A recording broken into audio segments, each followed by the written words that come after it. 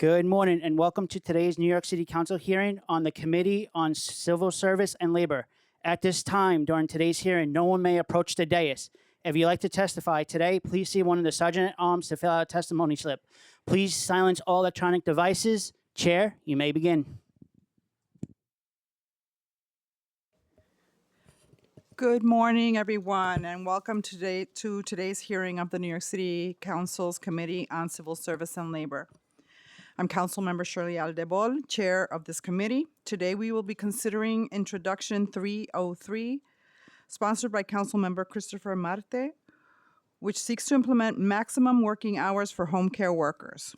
We would like to note that this bill, Intro 303, was previously heard as Intro 175 during a previous Civil Service and Labor Committee hearing on September 6, 2022. The testimony from that hearing will be incorporated by reference in today's hearing testimony for consideration by the committee. Home health care services is a crucial industry with over 130,000 workers providing essential care to older adults and individuals with disabilities in New York City. The presence of a home care worker can mean that an individual who would have been placed in a congregate care facility can instead remain at home, living independently.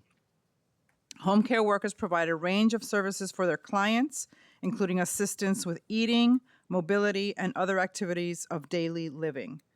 Depending on the severity of their needs, recipients of home care may require part-time, intermittent home care services, or they may need more intensive 24-hour live-in care. However, despite the vital work that home care workers perform, this committee has heard time and again that the compensation structure that exists for home care workers in the state is insufficient, and that employees are struggling to make ends meet. In 2025, the mean annual wage for home health and personal care aides was below $41,000 a year, which falls well below the estimated true cost of living in New York City. This cannot be an acceptable status quo for workers who have made serving others their career and who hold the well-being of our city's most vulnerable residents in their hands. As we discuss this legislation, we hope to ensure that the dialogue surrounding this bill focuses on meeting the needs of home care workers and home care recipients. Because while the process for assessing, authorizing, and billing for home care can be complex, our goal is simple: to ensure that individuals who require assistance can receive crucial care without interruption, and that the workers who are dedicated to their clients can be compensated safe, and respected. I'd like to thank committee staff, Senior Policy Analyst Nina Rosenberg, and Senior Legislative Counsel Rie Ogasura. Wait, I messed that up. Rie Ogasurwara for their hard work in preparing for this hearing. I'd also like to thank my Chief of Staff, Sophia Brown, for the work that you do for our constituents. At this point, I would like to recognize that we've been joined by Councilmember Frank Morano. And anybody else? I'll now turn it over to Councilmember Marte for his opening statement. Thank you, Chair Aldebol, and my colleagues for holding this hearing on Intro 303, the No More 24 Act. To people all around the world, New York City stands as a beacon of workers' rights. But in thousands of homes across this city, immigrant women of color are slaving away in forced 24-hour shifts and only receiving 13 hours of pay. These workdays in a row with no sleep, no time to eat, no time to spend with their families, they sacrifice so much more than their health. They're sacrificing their lives. My mom worked 24-hour shifts. When she left for work, it would be days before I saw her again. She would come back exhausted, only able to spend a few hours at home before she had to leave again. These tolls these shifts take on workers meets the United Nations definition of torture. They are human rights violations.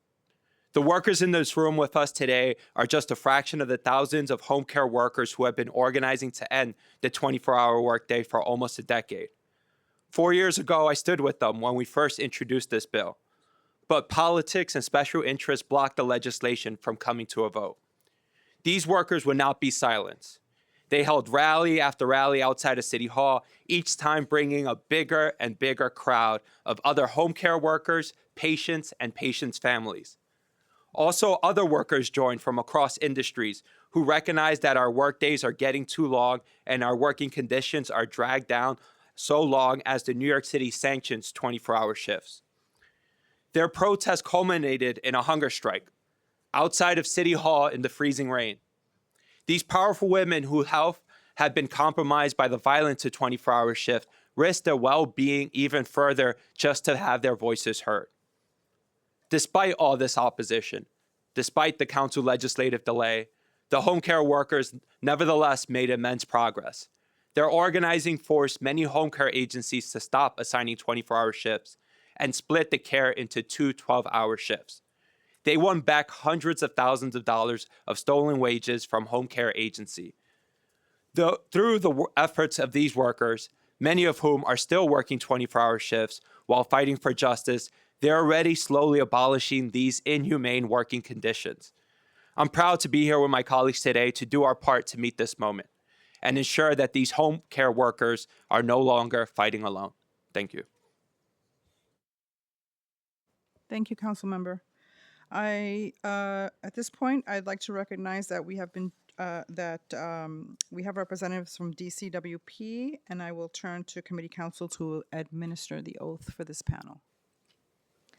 We will now hear testimony from the administration. Before we begin, I will administer the affirmation. Panelists, please raise your right hands. I will read the affirmation once and then call on each of you individually to respond. Do you affirm to tell the truth, the whole truth, and nothing but the truth before this committee and to respond honestly to council member questions? Ms. Wagner? I do. Ms. Ortiz? Thank you.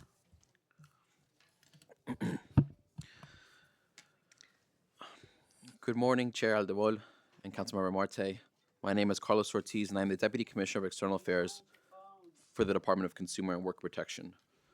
I'm joined by my colleague, Elizabeth Wagner, DCWP's Deputy Commissioner of the Office of Labor Policy and Standards. Thank you for the opportunity to testify today on Instruction 303 relating to maximum working hours for home care aides. The New York City Department of Consumer and Worker Protection is the nation's leading municipal enforcement agency charged with delivering economic justice. DCWP leverages its authority to bring New Yorkers real economic relief and protect them from predatory, deceptive, and unfair practices that violate their rights as consumers and workers. This includes pioneering cutting-edge protections, such as the city's Consumer Protection Law, Protected Time Off Law, Fair Workweek Law, and delivery worker laws. Through licensing more than 45,000 businesses in over 45 industries, DCWP ensures fair competition and a level playing field for responsible small businesses that are integral to New York City's vibrant communities. DCWP also provides essential services such as free tax prep preparation, financial counseling to ensure New Yorkers keep more of what they earn and can plan for their futures. DCWP is committed to making sure New York City is a fair, more affordable place to live. DCWP has been at the forefront of advocating for enhanced protections for paid care workers for nearly a decade. We are home to the city's Paid Care Division, a first-in-the-nation initiative to focus on the needs of low-wage paid care workers. Through the Paid Care Division, DCWP has built relationships with advocates and provider organizations holding annual convenings of workers to help connect them with assistance and educate them about their rights. DCWP has combined outreach, advocacy, and enforcement to uphold and expand the rights of paid care workers in New York City. The Protected Time Off Law, formerly known as the Earned Safe and Sick Time Act, covers paid care workers, including domestic workers and home health workers. During the early months of the pandemic, we partnered with the council to update this law to allow domestic workers to accrue their safe and sick time at the same rate as other workers in New York City. We also advocated for and achieved a private right of action for workers to be able to bring their own cases forward for violations of their rights. Lastly, the Protected Time Off Law newly provides for additional uses of leave, including to care for a child or to attend a legal proceeding. DCWP has proactively used its enforcement authority to go after unlawful workplace activity in the paid care industry. We are currently investigating multiple home health care employers for sick time violations under the Protected Time Off Law. And following our standard procedures in these situations, these are citywide investigations to protect all affected workers. As an example of this practice, last year we resolved a sick time case against Alara Caring for not allowing workers to take time off work as required by law, which resulted in nearly $1 million in restitution and civil penalties to more than 2,200 workers. DCWP also regularly partners with state authorities to identify and investigate complaints related to labor protections outside of our jurisdiction. There are approximately 300,000 home care workers in New York City, providing essential assistance, comfort, and dignity to people in their care, while working long hours and performing emotionally and physically difficult labor out of the public view. Home care workers represent the largest share of the healthcare workforce, made up in large part by immigrant women, oftentimes older adults themselves, being paid only a little more than half of a New York City living wage. Currently, the New York State Department of Labor allows for home care workers to be scheduled for 24-hour shifts. For each 24-hour shift, an employer is permitted to pay the workers for only 13 hours if the worker receives 3 hours for meal breaks and an 8-hour sleep break, 5 hours of which must be uninterrupted sleep. If the worker does not receive these breaks, the worker must be compensated for the entirety of the 24-hour shift. Our understanding is that the majority of home care patients pay for their care through Medicaid reimbursements. That Medicaid funding is directed to health insurance providers or local municipal agencies. These entities contract with local home care providers to employ the home care workers for the patient. And depending on the needs of the patient, a single home care worker could be scheduled for a 24-hour shift, for which the worker will typically only be paid for 13 hours. Introduction 303 would prohibit scheduling home care aides for shifts longer than 12 hours, consecutive 12-hour shifts, or shifts totaling more than 12 hours in a 24-hour period. Except an employer could assign up to 2 additional hours per day or 10 hours per week for limited, unforeseeable circumstances. It would also cap a worker's scheduled hours at 56 hours per week unless the worker gives consent and the employer provides 2 weeks advance notice. DCWP supports the intent of this legislation to improve working conditions and compensation for home health aides. All levels of government must work together to address the exploitation that workers in this essential sector face far too often. Workers should always be paid for all the hours that they work. The practical realities of paid care work make it common for home care workers' sleep and meal periods to be interrupted. Yet, despite New York State DOL requirements, we have heard of some workers not being compensated for the full 24 hours, even when they report sleep and meal interruptions. Many of the workers in this industry are women of color and immigrants who have expressed fears of retaliation, or in fact have experienced retaliation, when they report that their rest periods have been interrupted or that they have not been fairly compensated. This dynamic must be addressed. However, we have concerns that prohibiting 24-hour shifts without additional Medicaid funding to home care providers could have unintended consequences for patients and workers. If home care providers do not receive the funding to properly pay multiple workers to cover an entire day for a home care patient, care could be disrupted and less shifts could be available for workers. Therefore, ensuring home care workers are paid for the hours they work will require a comprehensive response. Stronger enforcement of New York State DOL requirements is essential, as are greater protections for these workers, especially immigrant workers who have expressed fears of reporting violations. Prohibiting 24-hour shifts will require working collaboratively with the state to establish necessary funding streams for implementation. Ultimately, this coordination is vital to being able to address the fundamental issues workers are raising with respect to the exploitation they face in the workplace, particularly around lack of rest and wage theft, as well as improving care conditions for New Yorkers. Once again, I would like to thank the Council for the opportunity to testify on today's legislation and for your commitment to addressing workplace issues that impact New York City's home care workers. DCWP and the administration are committed to continued collaboration with workers, advocates, and policymakers to improve working and care conditions for all New Yorkers, and we look forward to today's discussion and questions.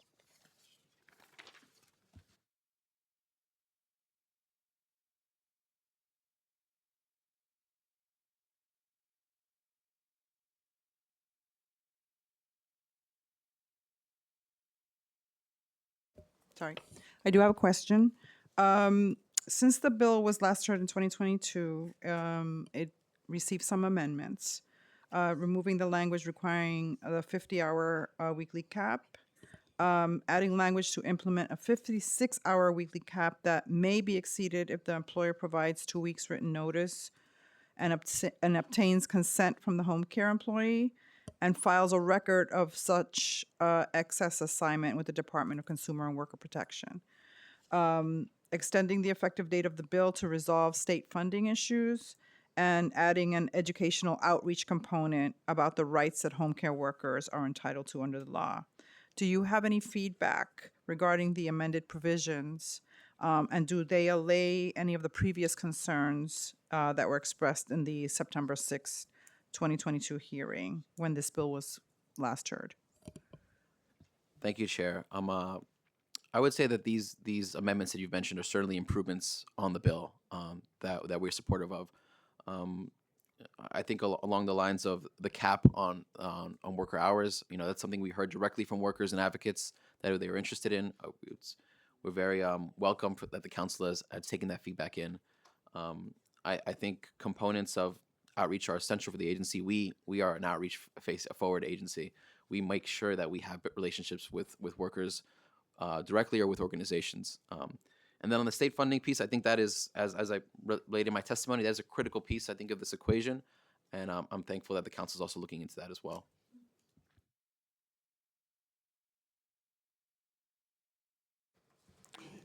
Thank you for being here, and thank you for supporting the intent of the bill.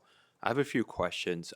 Has DCWP looked into how many home care agencies in New York City that schedule 24-hour shifts compare to how many already schedule split shifts for 12-hour shifts?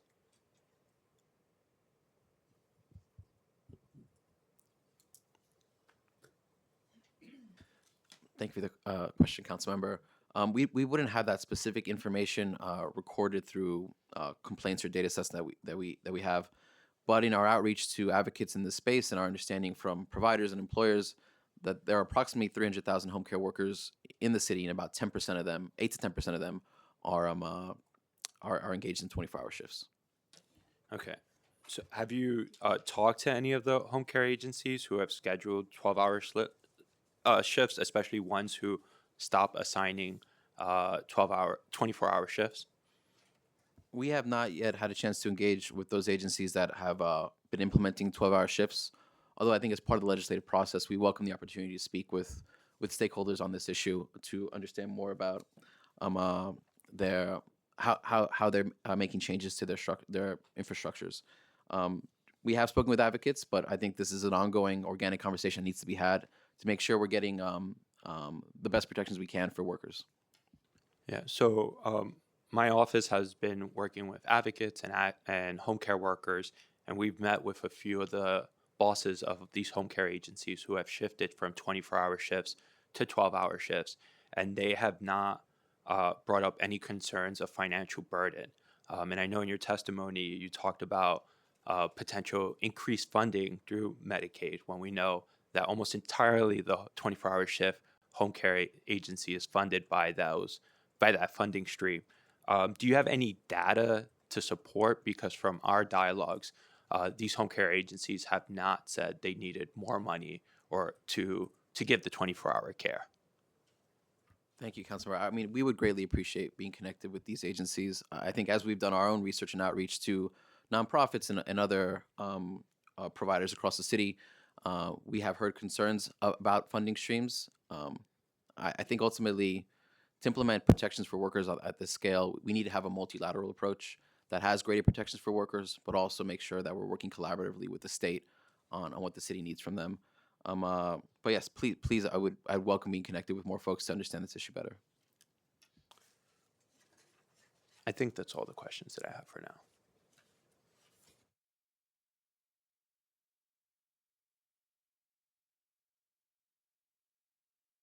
We're joined by Councilmember Tiffany Caban. You have a question? Yes, thank you. And this is broad, but it does affect the topic at hand. We were briefed on the preliminary budget yesterday with the mayor that was obviously released. So I just would love if you could talk about what's needed in this moment, budget-wise, personnel-wise, to take on bigger, enforcement responsibilities, whether it's this bill or the number of other bills that we passed, like the street vendor reforms, or maybe even bills that we anticipate as a council passing, like the Delivery Protection Act.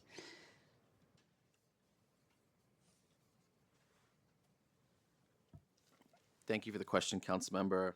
Currently the agency has been implementing key legislation related to delivery worker minimum pay rate expansion, the protected time off expansion that I referenced in my testimony, self-storage licensing expansion. The fiscal impact statements for those bills that are on the council's website total about 34 new staff lines for implementation. So far, for this preliminary budget, we received approximately 9 staff lines. But I think those conversations with OMB will be ongoing, and I think we will also be having further discussions as we move into the executive budget phase as well. So I think it's fair to say you need a lot more. I think we are, in terms of in terms of resources, one, to ensure that we're able to cover the backlog of cases that we have, both on the consumer and worker protection side, and the new mandates that the agency is taking on. Because again, I think these mandates are incredibly important for New Yorkers. The resources conversation is significant, and why we put together those fiscal impact statements too. And I think, I mean, obviously, we've been able to see the good work that your folks do, most recently with some record-breaking amounts of money coming back to the city, going back to workers who have been denied those funds. So thank you, I appreciate that. And thank you for elevating that what we've been able to recover for workers. And my colleague Elizabeth Wagner, her and her team have been able to, on just the worker side alone, recover about $67 million in restitution for workers. I think it showcases the efforts of a small but mighty team in delivering real results for New Yorkers, which is core to our mission. Thank you. Thank you, Chair. Thank you. Councilmember Morano? Thank you, Madam Chair. Thank you, Deputy Commissioner, for such thorough testimony, such well-prepared testimony, and thank you for printing out copies for us, which is always helpful in terms of following. I want to follow up on a couple of the questions that Councilmember Marte alluded to. Your testimony states that prohibiting 24-hour shifts without additional Medicaid funding could disrupt care. Has additional Medicaid funding been secured to support this change?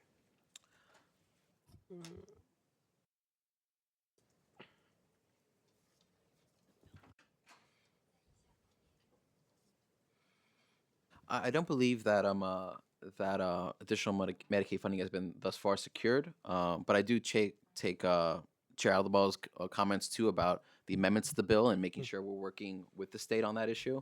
And I think for us as an agency too, it's important that we work collaboratively with the state as well. If it hasn't, isn't there a risk that providers simply won't be able to comply?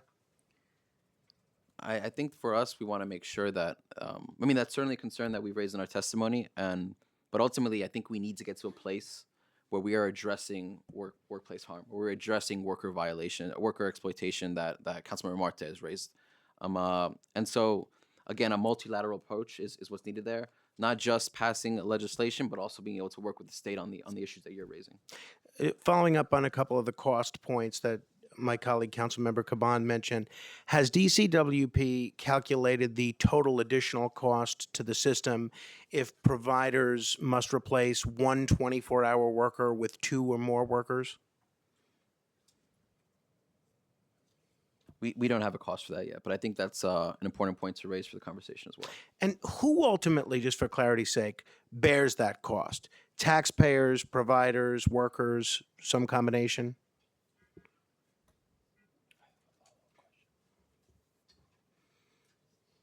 I would just note that under current law, if a patient actually needs 24-hour care, it is already the law that an agency is supposed to provide that level of care. And so while I can't speak to exactly the breakdown of who's funding that, current law does require compensation for all 24 hours. And I think I would note on that too, as often happens in these cases where meal periods don't happen, rest breaks don't happen, the worker at that point is entitled to fuller compensation under the law as well. Do we currently have enough trained home care workers in New York City to replace every 24-hour shift with shorter shifts? I don't think we know the answer to that specific question, but would just also note that there's a variety of different care needs among care recipients, and not every person is actually going to need 24-hour care.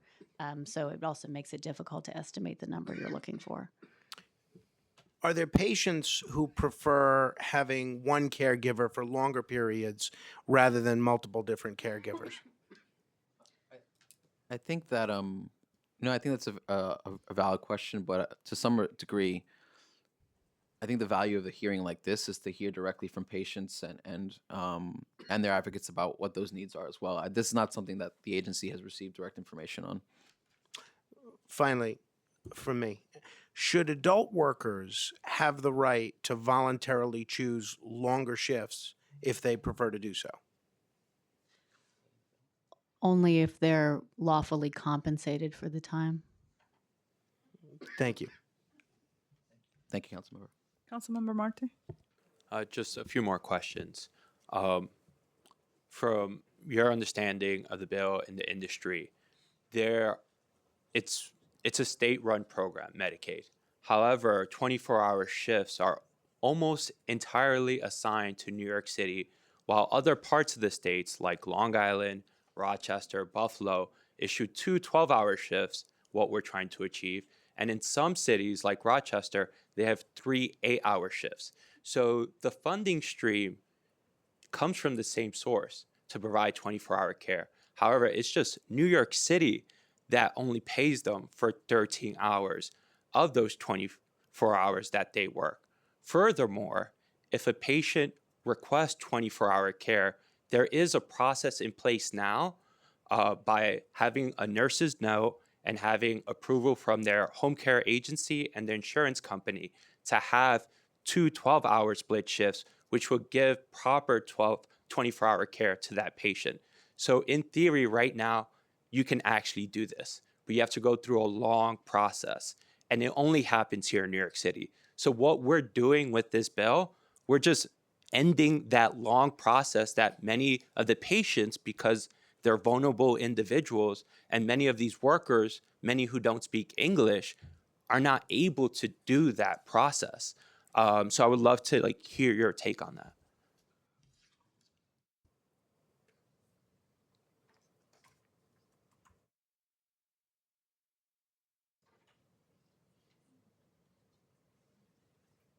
No, thank you for the clarification, Councilmember, on the intent of that. And this is a little far afield of the work that we're doing at the agency, but my understanding as well is that the 24-hour shifts, it comes from the directive on that comes from the state and also is managed by municipal agencies too.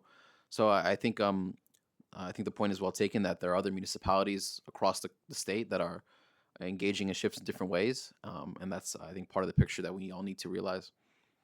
And as I think you said it really well, I just want to reaffirm this point. When a worker can't sleep for 5 hours straight, they can be compensated for those 24 hours of work. So technically, the money is there.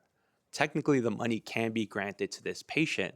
They just have to document that they weren't able to sleep for 5 hours. And sometimes the agency doesn't allow the paperwork to actually document that disruption of rest. I would respectfully I would defer to the state on what money is there, but I would reiterate again that workers should be paid for all the time they're working. If they're not getting their meal breaks, if they're not getting rest, they should be paid for that. And I think we as public servants need to make sure that we are facilitating that or enforcing that as diligently as possible. And my final question, Medicaid funds a lot of doctor visits, a lot of different types of surgery. Under Medicaid, is there any other sector where you see doctors working without being paid for the hours that they work, where you see nurses not being paid for the hours that they work, from your experience in New York City? I can't speak to those other professions, doctors and nurses. I can say, I think in the paid care realm, there are natural point. There are points that make that work very difficult for workers. The isolation, folks who have predominantly immigrant backgrounds, women of color. These have all contributed to exploitation happening in that industry specifically. And in terms of our enforcement work, it's helped us in terms of guiding our enforcement. We have done audits of the industry, so to speak. We recently had that major case around Alara Caring. We are investigating home care agencies now. And I think it ties back to the fact that there are issues with how workers are treated in that industry. And I'll end by just saying, just because someone has a PhD, just because someone has a title or certification, doesn't mean they're providing better care than home attendants. All workers should be paid for every single hour that they work. All workers should be respected for the compassion and love that they give to our most vulnerable population. And so I think that's what we're trying to address today, to make sure that all workers have the same representation, the same value in our city. Thank you. I have an additional question. So, DCWP's paid care division focuses on the needs of paid care workers, including home care workers. In 2024, the paid care division received 12 complaints, opened 20 investigations, and closed 27 investigations. Do you currently have data on the filed complaint, what the filed complaints were for? Did they exhibit a pattern that indicated that DCWP should investigate a specific employer or employees, a group of employees? Of the 20 investigations that were opened in 2024, are they still open? The mayor's management report states that in 2024, DCWP received 1,581 total complaints, opened 476 investigations, and closed 387 investigations. Would all investigations probing the home care industry be conducted by the paid care division? Or are there other divisions at DCWP that may incidentally be engaged in oversight of home care workers based on the information provided in the complaint? So, speaking to our work in this area, most of the complaints that we receive that the paid care division staff handle are against home health care agencies. We also do get some complaints from workers who work in private homes as domestic workers, but the largest area of work is investigations of home health care agencies. And those are paid sick time investigations. So it is a common, unfortunately, fact pattern that workers report that they're disciplined when they call out sick, that they're not paid for sick leave without bringing in a doctor's note. Those practices are not lawful in New York City. We often hear from workers that these are systemic issues that affect all workers in the workplace. And when we learn that, we open up an investigation covering the entire workforce that's potentially affected by an allegation of an unlawful practice. And so we do have several open investigations right now, workplace-wide, class-wide investigations into home health care agencies for practices like that. Those cases can take some time to work up to ensure that we are looking at every angle, making sure that every worker is covered. But that is the bulk of the work that the paid care division does, is enforcement like that. And do you have a sense of complaints regarding, interrupted sleep or break times, that they're not getting paid the 24 hours? So we don't track data on those issues because we don't have authority to enforce wage theft laws, and that would be a wage theft issue, an overtime issue like that. And so because we don't have enforcement authority over the New York labor law and overtime, we don't track that data, but all our investigators are trained in issue spotting, other issues that may affect workers that are outside of our jurisdiction, and making sure they get to the right place. And in a case like that, the right place is going to be the Department of Labor and also potentially private attorneys who would be able to take that case and bring a case for the worker to recover compensation for the 24 hours of unpaid work.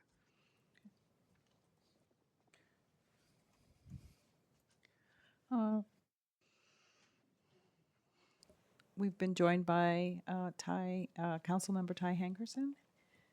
Do you have any questions?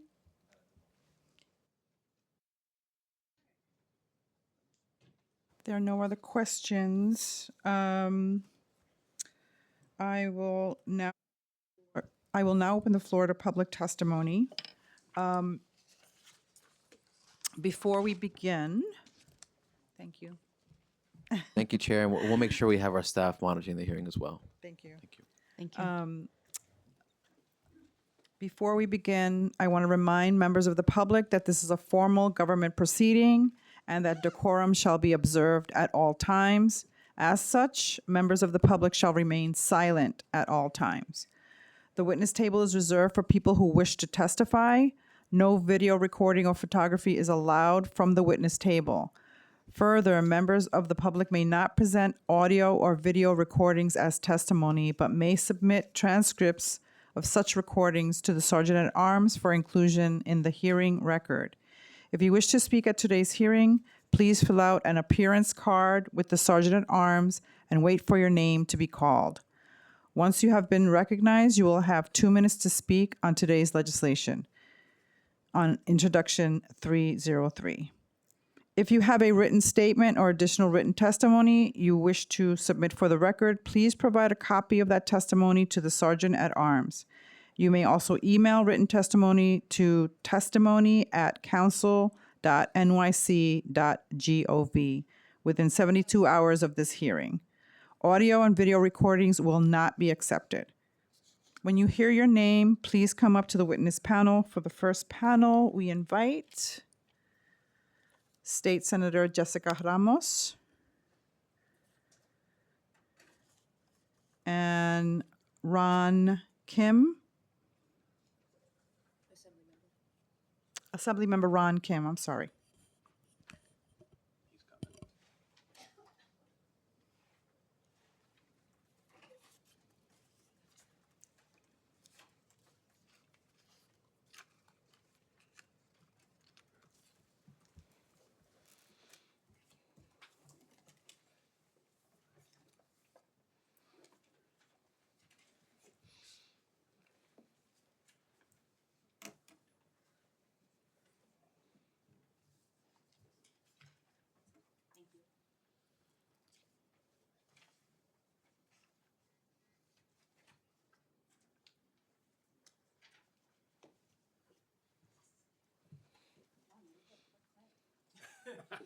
It's the hair.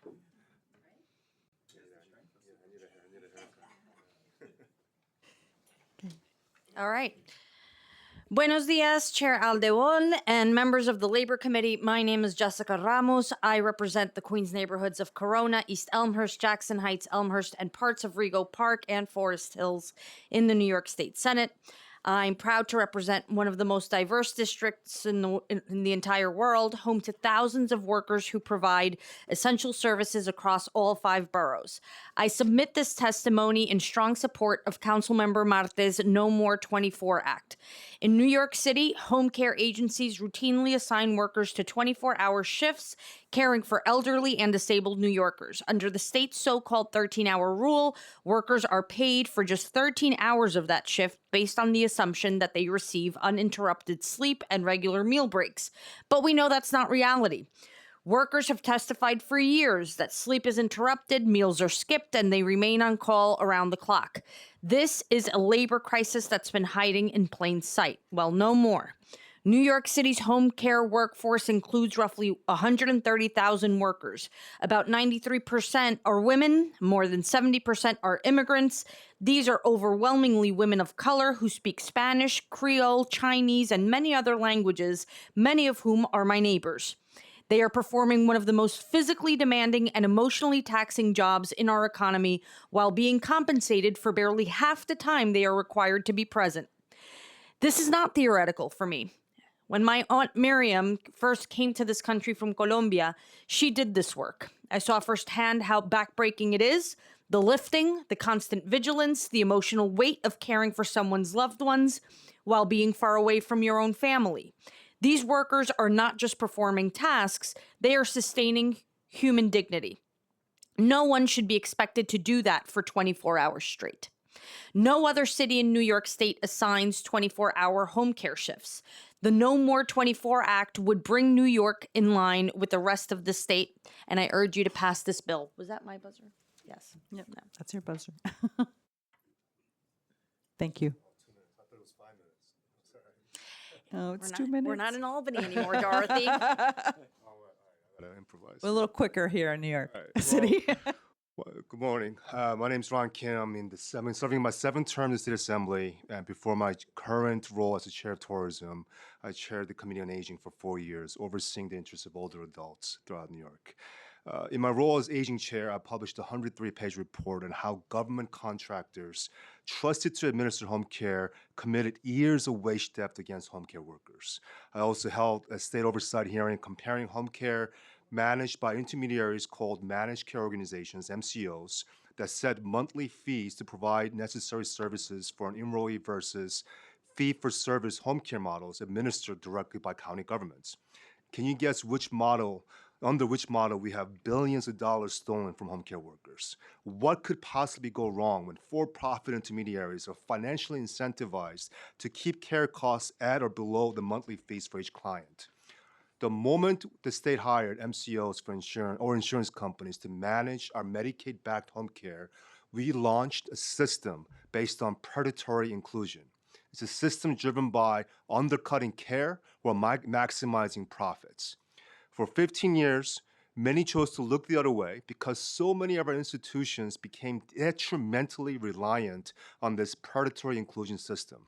For example, we know many progressive allies and friends who work for nonprofits that are in contract with MCOs, and we certainly know governors and past mayors who've taken millions from insurance companies, and they played their part to defend MCOs. But throughout this very complex and broken system, we're lucky to have truth tellers like Christopher Marte, the chair, the new speaker, and we're here to tell that truth. But the best and the most effective truth tellers are the home cares standing behind me in the next room. And there are many of those who chose not to speak up because of the cultural sensitivity, because of the cultural pressure to shut up and not speak up. To those people who are not here, we hear you, we understand you, we're continuing to fight, and we're going to end 24-hour work. Thank you. Thank you.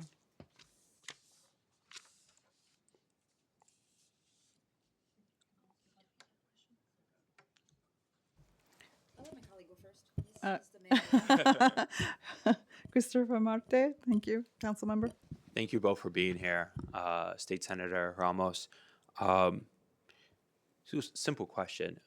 In your testimony, in your written testimony, you say that the infrastructure exists to administer 2 12-hour shifts because it happens in the rest of the state, just not here in New York City. Can you elaborate that a little bit more? That's correct. As is practice at a state level, according to state law, there is a way for us to divide the work into 2 shifts in one day instead of forcing one person to work 24 hours, especially in exchange for only compensation of essentially those 12 or 13 hours. Thank you. And It's wage theft at its best. and one question for Assemblymember Ron Kim.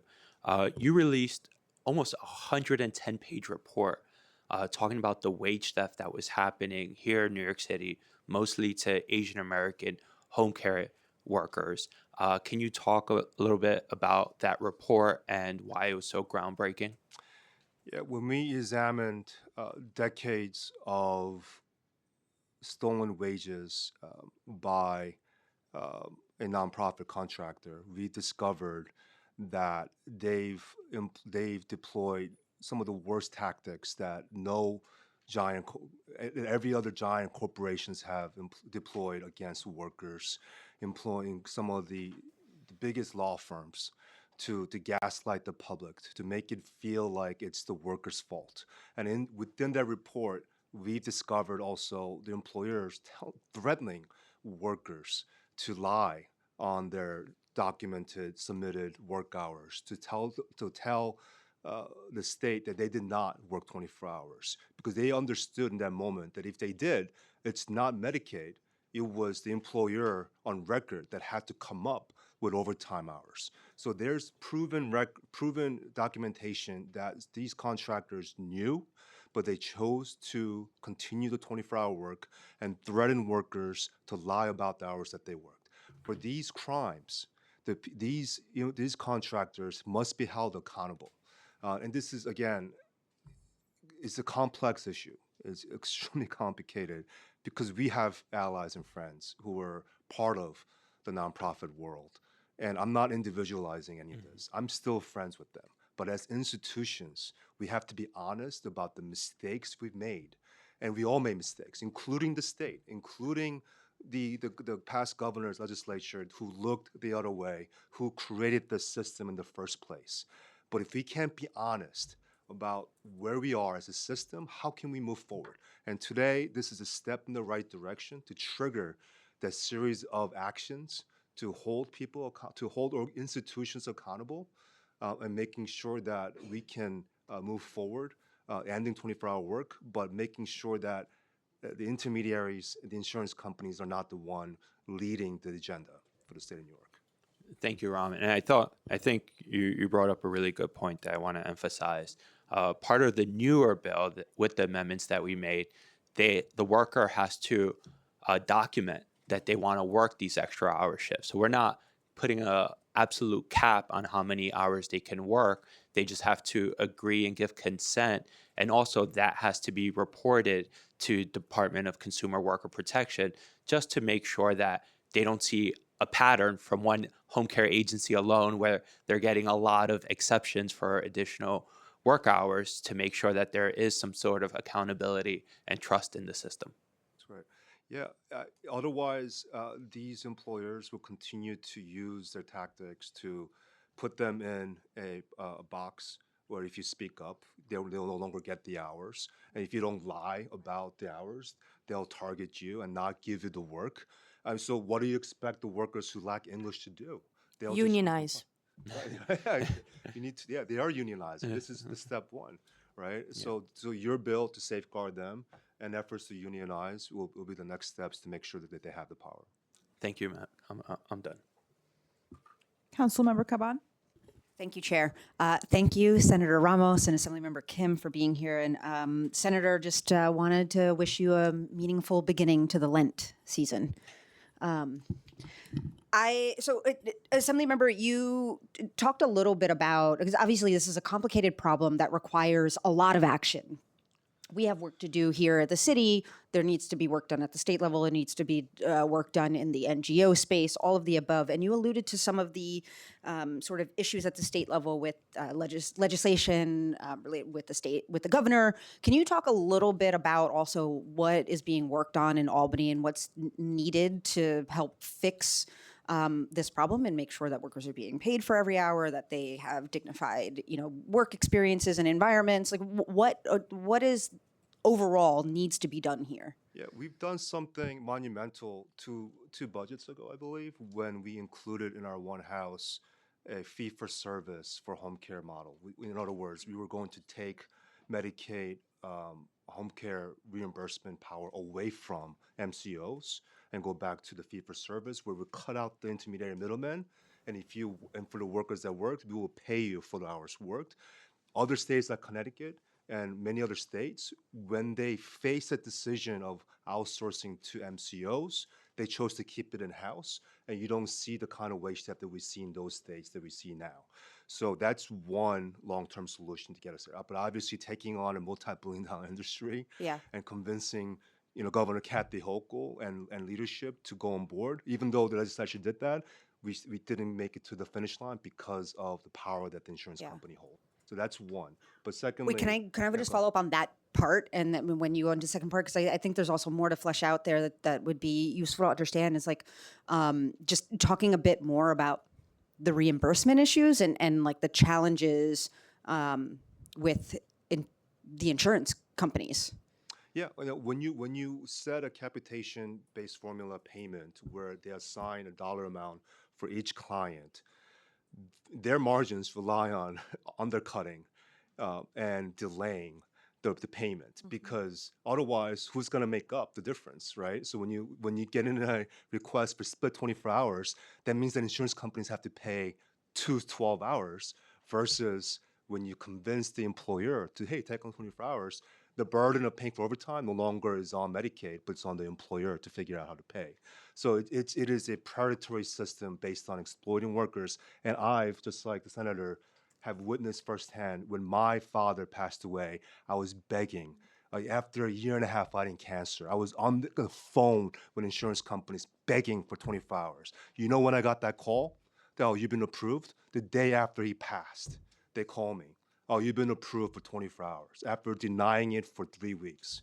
So I've lived firsthand how toxic and how predatory the system has been, not only workers, but on the patients as well, Senator. Well, I mean, from the labor perspective, of course, it's about how pervasive wage theft is in our city and our state, and actually having the mechanisms for workers to be able to recover their lost and stolen wages. Unfortunately, even if the DOL deems a claim to be true, there is no real enforcing of the employer paying back the wages that have been stolen. This is why this very same group of workers has been at the forefront of fighting for SWEAT, which is securing wages earned against theft.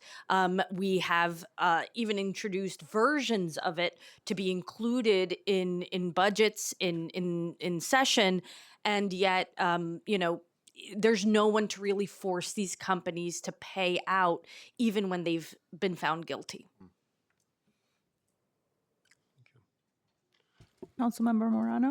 Thank you. Thank you, Senator. Thank you, Assemblyman. And Assemblyman, I've been a great admirer of yours for a long time, and I especially appreciate your leadership on the nursing home issue in the aftermath of and during COVID. So it's great to see you in person. Your testimony focuses heavily on wage theft and exploitation by the MCOs. Would you agree that wage theft is already illegal under existing state and federal law? Yes, we have some of the strongest, if not the strongest, wage theft. It could be stronger, yeah.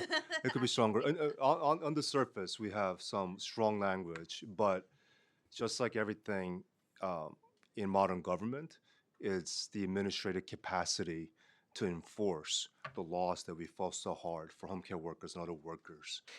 If the core problem is illegal wage theft, how does limiting shift length address employers who are already violating the law?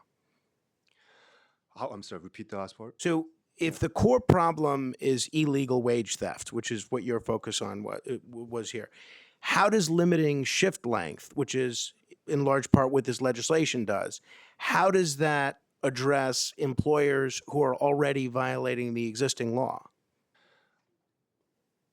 Well, there's two separate lanes. One, under the current construct, the burden of enforcing the law, the legal law, is not it's on the state, and we simply do not have enough governmental public capacity to crack down and enforce that law. In fact, oftentimes the Department of Labor, as the senator knows very well, often chooses not to and find gaps to not enforce, which is what's been happening to many of these workers based on what the mandatory collective agreement that sometimes the workers often sign without even knowing they're signing on to it.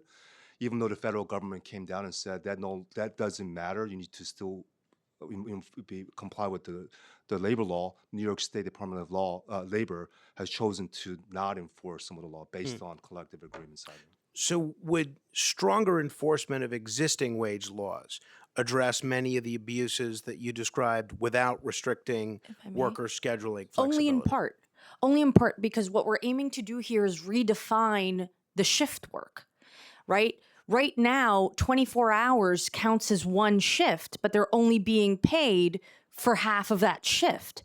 If you actually define the shift to be 12 hours, which is the state standard, and we can bring New York City into the century, then we can make sure that they are being compensated for the appropriate number of shifts that they have worked. That is one of the many ways that employers skirt paying wages to workers. And we may have lots of laws on the books, but the fact of the matter is district attorneys decide whether to prosecute guilty employers or not, and that's based on the felony that has been created in the penal code by the state Senate and the Assembly a year or two ago. That's largely been only used by DA Bragg, the great district attorney from Manhattan. He's really the only one who's been holding construction contractors accountable. We would love for other district attorneys to explore this. But beyond that, the types of workers that get abused in this way tend to be immigrants, tend to be women, tend to speak very little English, don't have access to representation, right? Even if it's on contingency fees, they don't know where to go to find an attorney who speaks Chinese to represent them in these cases. And then, then even if they are found, the Department of Labor does not have the capacity or ability to force the employer to pay them what they're owed. So it's a broken system to the tune of $3 billion a year that's being siphoned away from the economy of our communities every year because we don't do enough about wage theft. I think, Councilman, I think you're implying that if they're breaking the law anyway, even if he changes law, like what's Right. that's happening? I think it's a different dynamic when it's illegal to work 24 hours versus right now it's not. So they're finding ways to do it and not pay for workers. I think if you make it clear, I think the level of enforcement will be greater on them. Sorry, I'll add very quickly. This is the same issue with correction officers. I carry the bill to do away with their third mandatory shift. Right now, correction officers sleep in their car and have a high rate of divorce because they're being forced to work extra hours, even though they shouldn't be, and it's not healthy for them or for the person who is incarcerated. Thank you. Thank you. Okay, thank you, Senator Ramos and Thank you. Assemblymember Kim.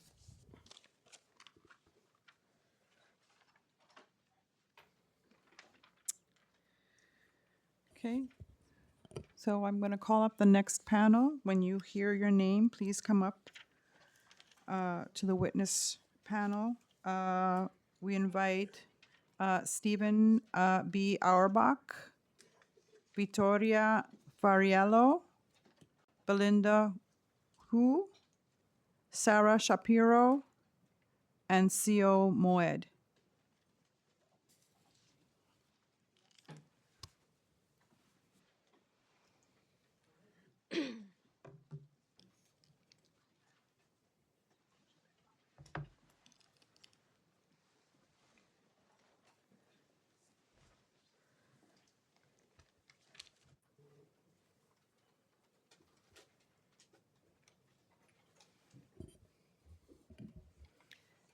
Mr. Auerbach, when you're ready. Thank you for inviting me. My name's Dr. Steve Auerbach. I'm a retired physician and public health doctor here in New York City, and I'm representing two groups today in support of No More 24. In support of No More 24. Both the New York Doctors Coalition, recently renamed Health Justice for New York, and Physicians for a National Health Program, New York Metro. We've endorsed the No More 24 campaign for years. We're the groups that also supported the hunger strikers. Let me start by saying that from a moral and biomedical perspective, in no workplace in America should a 24-hour shift ever be considered acceptable, not for the health of the worker and not for the quality of the work as the human body tires. As physicians, we know that as a person tires, our ability to maintain full attention, quality of decision-making, care to detail, and physical strength are all reduced. So the caregiver cannot be giving their best care to the patient, and it's harmful for both the mental and physical health of the caregiver and the client. Regardless of any court ruling, it is absurd and obscene that an employer is allowed to control where an employed person's body is located for a 24-hour shift and then pay for only 13 hours. Now, it is claimed that these shifts are being made more acceptable under the court's ostensibly ruling that 3 hours are for meal breaks and 8 hours are for designated rest, of which 5 hours it should be for uninterrupted sleep. And I'm going to be as polite as I can in this setting, but that's bullshit. The whole point of the 24-hour shift is that the person needs to have continuous care, continuous attention paid.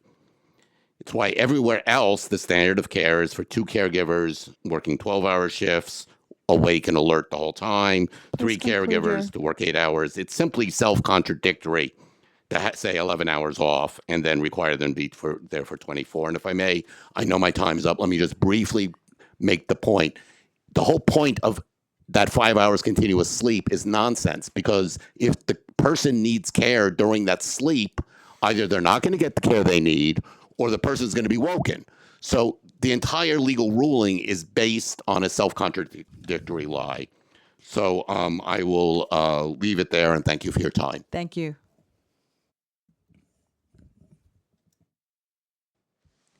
Thank you. Good morning. Yes, it is morning. Good morning, Chairwoman and members of the City Council and members of the public. Thank you for allowing me the opportunity to be here to speak. My name is Victoria Fariello. I am a Democratic District Leader here in Lower Manhattan. And I came to urge every council member to sign on to and pass the Intro 303, the No More 24 bill. For years, home attendant workers have marched, rallied, and protested the inhumane practice of 24-hour shifts. They have held hunger strike where home attendant workers, including women in their late 60s, demanded an end to the 24-hour workday.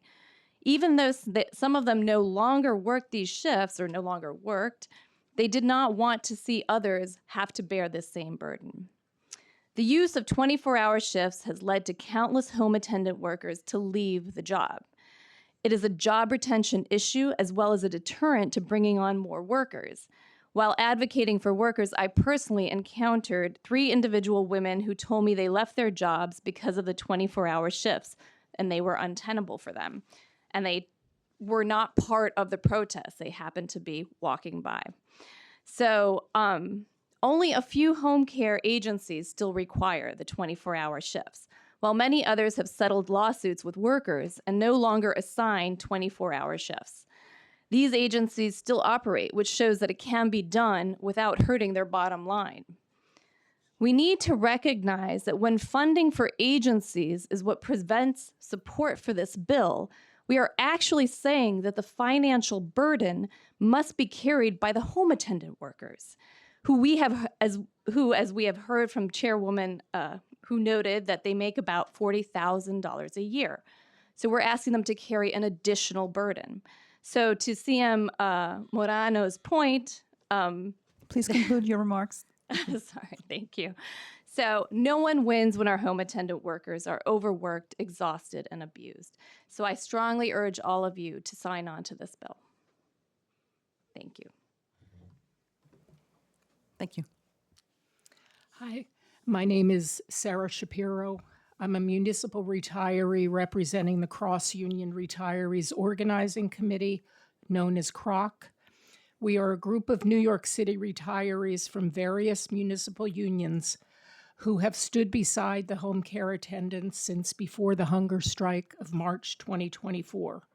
We have rallied and marched with primarily these immigrant women, and we have many similarities with them, although the home care attendants are more vulnerable as they are primarily immigrant women of color. We also both had legislation in the City Council introduced by Councilmember Christopher Marte and blocked by the previous speaker, who said that the issue for the home care attendants was a state issue, not a city issue, even though most home care attendants in New York State were not forced to work 24-hour shifts. They say that home care workers can probably sleep during the unpaid time, which is not true if you must turn your patient every 2 hours to avoid bed sores or accompany them to the bathroom in the middle of the night. These 24-hour shifts not only affect the workers' quality of life, giving them very little family time, but also their health is affected long after they can no longer work. It also affects the patients who are not getting the quality care they deserve and need. CROC believes that health care is a human right and everyone deserves comprehensive and guaranteed health care, and we need to fix the broken system of for-profit healthcare insurance companies. So that's why we support the New York Health Act. These 24-hour shifts are exploitative, abusive, and unjust. CROC stands against slavery, which was abolished in 1865. We also stand against wage theft, and we stand with these workers who need to get the justice and dignity that they deserve. So we are advocating for Speaker Menon to do the right thing, bring Intro 303 to the floor for a vote. It's time to pass the No More 24 Act. Thank you very much. Thank you. Thank you. My name is Belinda, and I'm a young worker living in New York City, and I'm an organizer with the A9 Women Campaign. I am honored to testify in support of the No More 24 Act. Around the time I had learned about the home care workers' fight to end the 24-hour workday, I had just left my last office job where I was regularly working until 10, 11, 12, sometimes even 2 a.m. I'd regularly skip going to the bathroom or put off meals because I was so overworked, and I became deeply burnt out in the fall of 2023, right when the genocide in Gaza had started. How could it be that everyone I knew was so overworked, being grinded to dust at our jobs, just for our wages to be sent overseas to kill people? It doesn't make sense. Through organizing alongside home care workers, it has become clear to me. The 24-hour workday is a perfect manifestation of the world that we live in, where our bodies and our lives are viewed as expendable by our jobs, where we have no control over our time or where our money goes. It's a world where workers like me are scared to speak out against these grave injustices for fear of being fired or retaliated against, and it is a world where all working people's health is being destroyed. I don't want to live in this type of world anymore. Seeing home care workers bravely unite with their community to fight back against their bosses, go on hunger strike, picket in front of the Department of Labor, has shown me that we can reclaim our lives. As long as a 24-hour workday exists for home care workers, it sets the precedent that any worker, like you or me, could be forced into these types of exploitative conditions. Ending the 24-hour workday is the first step to building a world that all of us deserve to live in. Please pass Intro 303. Thank you very much. Thank you.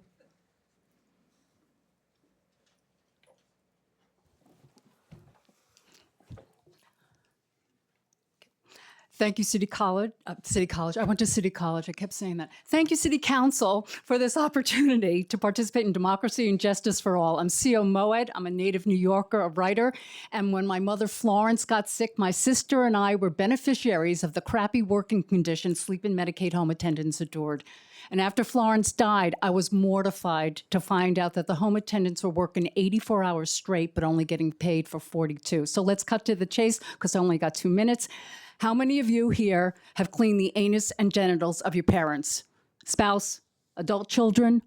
Because I have, mother and father. Who here would clean the genitals and anus of a stranger and also do the cooking, cleaning, laundry, shopping, feeding for 24 hours straight, 72 hours straight, 84 hours straight? Clearly, whoever made the policy that home attendants weren't really working at night have never worked around the clock. Can you imagine telling someone it was sleepy time, not work time, and that the diaper would get changed in the morning?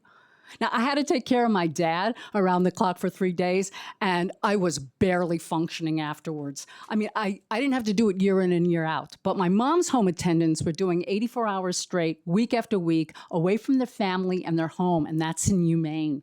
Like, it leaves the attendant exhausted, isolated, separated from what so many of us take for granted, to get to sleep in our own bed at night. So I spoke to home attendants, and they said working 24 hours straight ruined their health, hurt their families. You couldn't pay them enough to do that kind of work again. The monks who walked for peace from Texas to D.C. urged us to treat one another with compassion. You, City Council, with its new speaker, you can make this happen for the amazing home attendants by giving them humane 12-hour shifts so they can sleep in their own bed at night. Thank you very much. Oh, 4 seconds to go. Yes. Thank you very much for your testimony today. Thank you.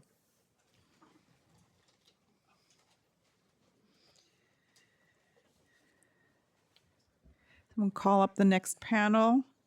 When you hear your name, please come up to the witness panel. Japneet Singh, Ji Nan Lin, Shark Quinzov, Lin Zhen Zi, Zhu Zhen. I think they're coming from the old. Oh, they're coming from the old phone. Okay. They may be in the overflow room. Mhm.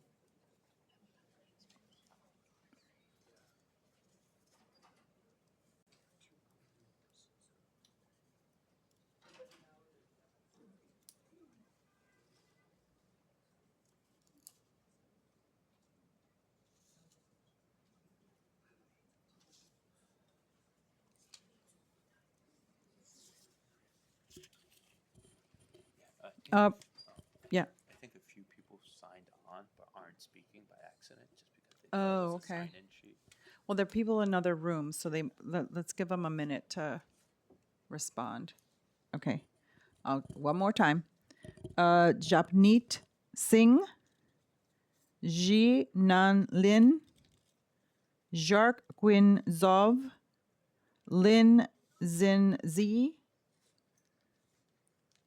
Zhu Shen. That's one person.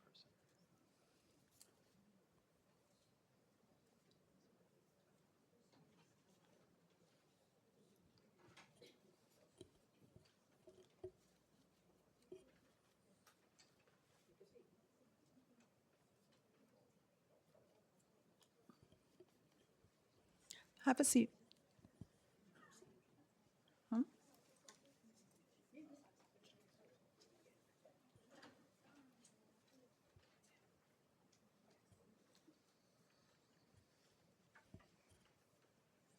Okay, they were in the other room.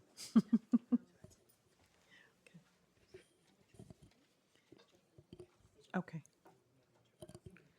We have an interpreter. Okay. Okay. Thank you.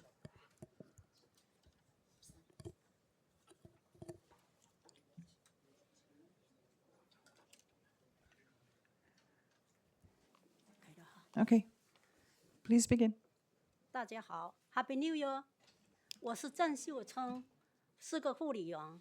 今天我来发言是支持马太提出301法案，接受24小时工作日。24工作日我做了9年，每周3到4天，照顾病人的是焦虑症。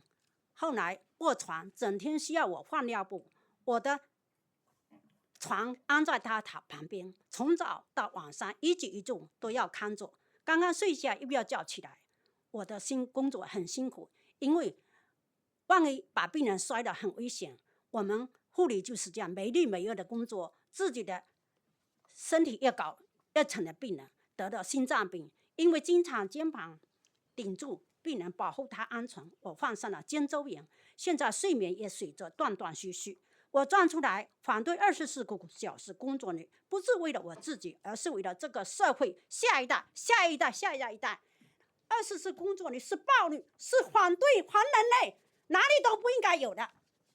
所以我支持废除24小时。我们是很辛苦的工作，希望有关部门支持这项工作，废除24小时，把我们该还的钱赔我们。谢谢。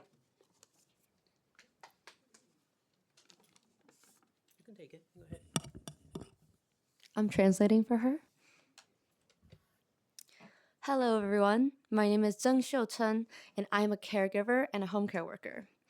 I'm here today to speak in support of Councilmember Christopher Marte's Bill 303 to end the 24-hour workday. I worked 24-hour shifts for 9 years, 3 to 4 days a week.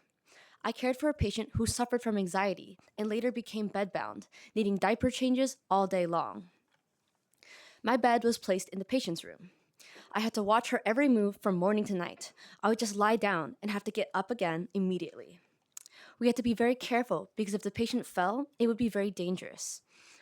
Working day and night without rest, I became a patient myself and developed heart disease. Because I often used my shoulders and brace the patient to keep her safe, I developed a frozen shoulder. Even now that I am retired, my sleep is still fragmented. I am standing up against the 24-hour workday, not just for myself, but for the next generation of this society. The 24-hour workday is violence. It is against humanity, and it should not exist anywhere. Thank you, and I wish everyone a Happy New Year. Thank you. Hello. Good morning, Chair and the members of the Council. My name is Japneet Singh, and I'm here today in support of the Intro 303. First, I want to acknowledge what this moment represents. After years of organizing and advocacy, we are finally having this hearing. That only happened because workers refused to be silent. But let's be honest, we should have never waited this long. 24-hour shifts are not humane. They are not safe, and they're not worthy of a city that claims to stand for justice.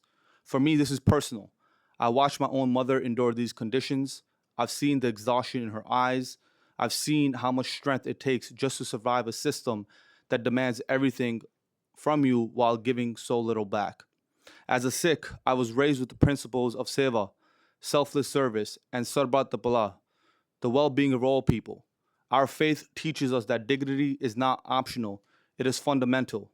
When someone serves the vulnerable, they deserve protection, respect, and fairness in return.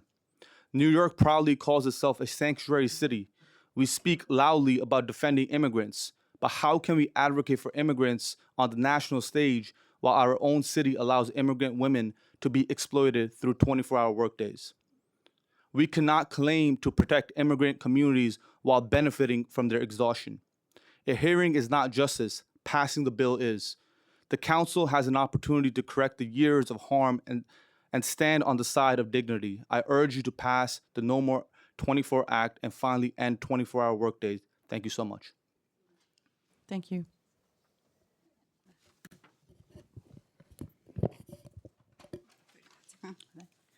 哎，大家好，我叫陈雪珍，是康怡公司的护理员。24小时工作，我做了10年，通常每周做3天。晚上2-3个小时要陪着病人起来上洗手间、喝水。每次上班我都要带3天的菜饭，吃饭的时候同时也要照顾病人。令我吃饭的时候断断续续、匆匆忙忙，肠胃都做坏了。我向公司填表报告，没有持续5个小时的睡眠，也没有3个小时的吃饭。公司恐吓我，你要按要求填，不填的话你就没得做。长期24小时的工作，导致我睡眠障碍和肠胃不适。我支持马太议员提出的303号法案，结束24小时工作日。谢谢。I'm translating. Hello, everyone. My name is Xuezhen Chen. I am a home care worker with Royal Home Care Agency. I worked 24-hour shifts for 10 years, usually 3 consecutive days each week. During the night, I had to assist patients to use the bathroom every 2 or 3 hours. Every time I went to work, I had to bring 3 days' worth of meals. Even when eating, I still had to care for the patient at the same time. So my meals were always interrupted or rushed. This severely damaged my stomach and digestive health. I reported on agency forms that I did not receive 5 continuous hours of uninterrupted sleep. The agency threatened me, saying that if I did not indicate that I had 5 hours of sleep, I would not be given work. Working 24-hour shifts for so many years has caused me sleep disorders and serious gastrointestinal problems. I support City Council Christopher Marte's Bill 303 to end the 24-hour workday. Thank you. Thank you for your testimony today. Thank you.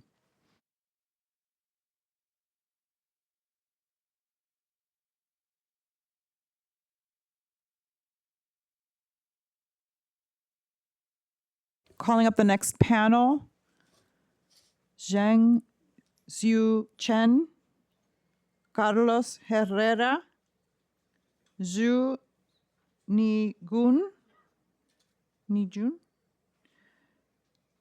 Kinley, Zhu Fenjin.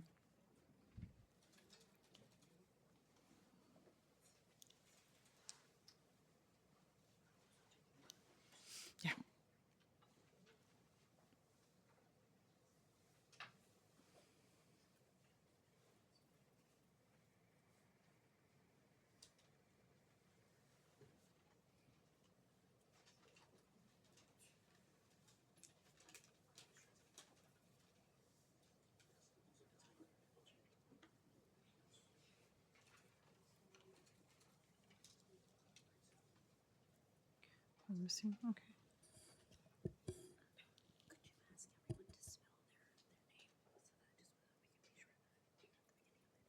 Yes. Okay. Would you state your name in the beginning of the testimony to make sure we have everybody? Okay. Yeah.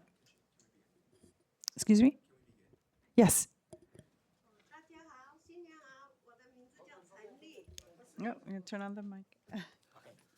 Okay, thank you. 大家好，新年好，我是陈丽，我的名字我是一名护理员，我今天出来讲话是支持马太议员提出这个303号法案，结束24小时工作日。我在嘉惠和优秀护理公司工作了5、6年，通常每周连续6天，每晚上1-2小时起来给病人换药片、翻身，根本就没有那个5个小时的睡觉，做了5、6年，所以我的心脏手术、胆管切除、脚动了2次手术。所以医生说你赶快要停掉，不停掉你的身体就垮了，不能再工作了，你还要不要命啊？我后来害怕了，5、6年下来，我停止了24小时工作日，医生说不能熬夜，我恨透了这个24小时，我害怕。也把我害惨了。24小时真的不是人做的，一定要停止这个24小时。谢谢啊。Hello, I'm translating. Hello, everyone. Happy New Year. My name is Li Chen. I'm a home care worker. I'm speaking here today in support of City Council Member Chris Marte's Bill 303 to end the 24-hour workday. I worked 24-hour shifts for 5 to 6 years at home care agencies such as Prestige and Great Care. I usually worked 6 consecutive days each week. During the night, every 1 to 2 hours, I had to change the patient's diapers and turn the patient's body. After doing this for 5 to 6 years, my body collapsed. I had heart surgery, bile duct removal surgery, and surgery on my leg. My doctor told me that if I wanted to survive, I had to immediately stop working 24-hour shifts and stop staying up all night. I hate the 24-hour workday. It has harmed me so badly. The 24-hour shift is inhumane. It must be stopped. Thank you. Oh, that's it. You're going to testify? No, I'm just translating. You're just translating. Okay. Oh, wait. If I'm testifying, should I testify now as well, or? I did the thing to testify. You did not sign to testify? I did sign to testify. You did? Should I Okay. testify right now? Yeah. What's your name, please? Okay, cool. My name is Aaron. That's unexpected. Cool. My name's Aaron. I'm a Queens resident and a young worker. I'm here to proudly testify in support of the No More 24 Act. When I learned about the fight to end the 24-hour workday, I was working in finance. I was killing myself. I was working through my lunch break and into the night. I was vomiting every morning. And I didn't do anything about my time and health being stolen because I thought that it was the best that I could get. These home care workers taught me how to stand up for myself. Imagine what they have been told. You don't speak English. You're not educated. As an immigrant woman, you should be so lucky to get to slave away. And every New Yorker knows that it's terrifying to stand up at your job. And yet these fearless women have not only stood up to their shameless bosses, they have brought their fights from the insurance companies to union offices. They've gone all the way up to the United Nations. They've united with their patients and their community, and they've led workers like me to fight alongside them. I have seen with my own eyes how the fight to end 24-hour shifts resonates across race and trade, across workers of all income levels. I know tech workers who wake up in the middle of the night to fix a bug. I have friends who have worked themselves into the hospital, and then their parents can't even visit them because they're also too busy at work. We are all told that our health and our time are not worth anything, and nowhere is this more blatant than in the 24-hour workday. The 24-hour workday is a stain on New York City. What does it say to all workers if we continue to allow this modern day slavery? It is past time to end it. So I am a transformed person because of the fight to end the 24-hour workday. And it is thanks to the leadership of these women home care workers that I know that my time and my health cannot be bought. We need to end the 24-hour workday. Please pass Intro 303. Thank you very much. Thank you. What's your name again? Your full name? Aaron Liu, Aaronliu. Thank you. You may start. Hello, good morning, everyone. My name is Carlos Herrera. I am currently a restaurant worker. I have worked many different jobs. I have been exploited, discriminated. My health problems don't come from 24-hour shifts, but they come from similar racist attacks on my health. I am a victim of workplace assault because I am an immigrant worker.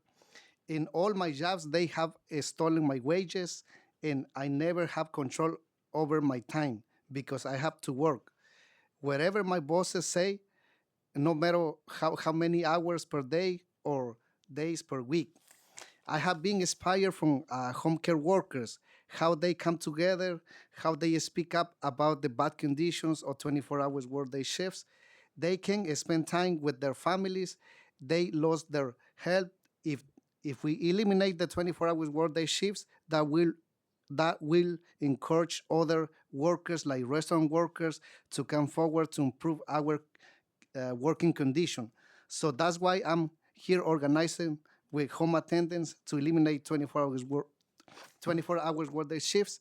I urge you to pass the No More 24 Act 303. No more 24. No more 24. Thank you.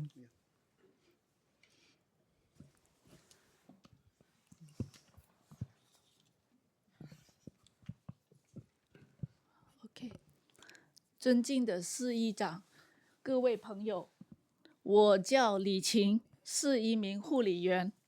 仅此中国马年新春佳节，祝大家新年快乐 ，Happy New Year！ 今天我在此讲述24小时不人道的工作制。10年前，我的工作是全天24小时在病人家里照顾病人，工资 money 只有13个小时，另外11个小时我同样要留在病人家里照顾病人，每周工作连续3天。更可怕的是 ，my family 没办法照顾到女儿高中时期升学，家庭开放日我都不能够参加。丈夫工作结束了，不理孩子，我的家庭他也离开了我的家庭，然后导致婚姻破裂。4年前，我继续支持市议员马泰先生的法案。已经来过市府多次 ，more come here。可恶的是，该法案一直被前议长欧德斯stop， 让成千上万的妇女工人备受煎熬至今。今天我再次来到这里，支持马泰先生的303法案，恳请市议会通过，这将会大大鼓励我们辛勤工作的护理员。谢谢大家。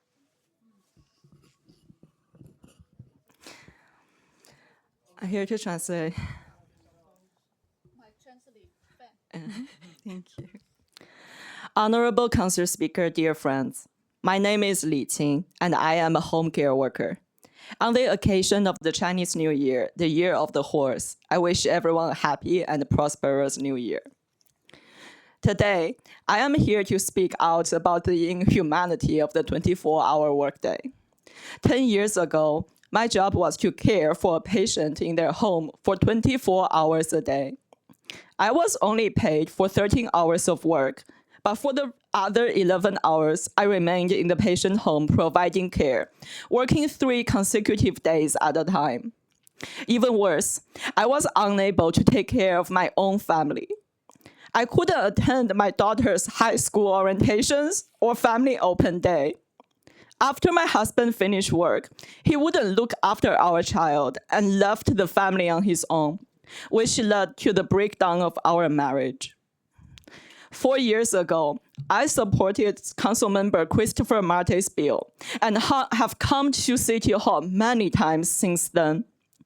What is despicable is that the bill has been blocked by former Council Speaker Adrian Adams, causing tens of thousands of women workers to suffer endlessly until now. Today, I am here again to support Councilmember Marte's Bill 303. I earnestly urge the City Council to pass it. This would be a tremendous encouragement to us, the hardworking home care workers. Thank you, everyone. Thank you, everyone, for your testimony.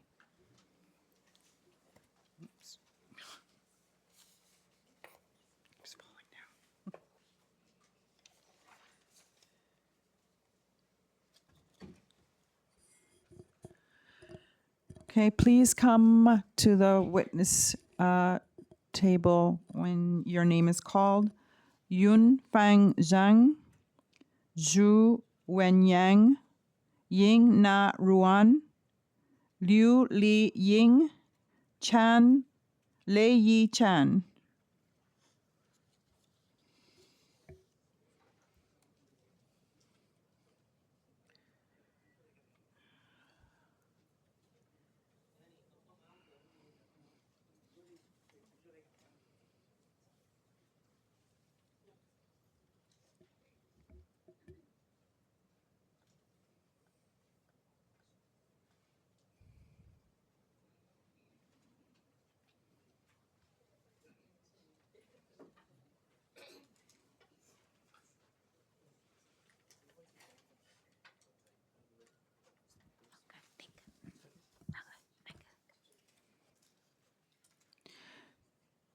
Please make sure that you state your name. Thank you. 大家好，我叫妮娜张，我是护理员。我今天发言是支持马太议员提出的303法案，结束24小时工作日法案。24小时工作日我做了7、8年，我通常每周连续做5天，照顾痴呆的病人。夜晚要协助病人用洗手间5、6次，根本没得睡。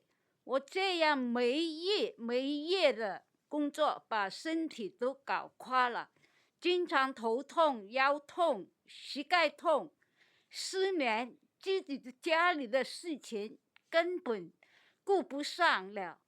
24小时工作日必须立刻停止。Thank you.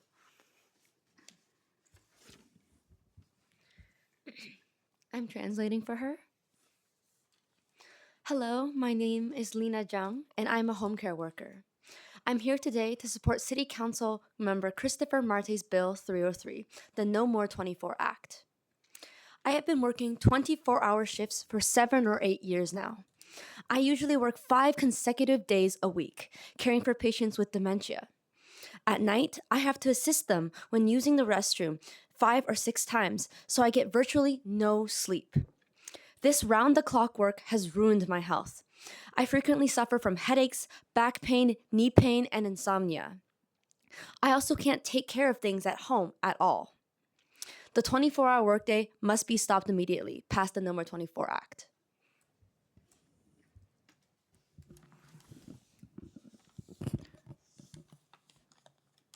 我是张云花，大家努力新年快乐！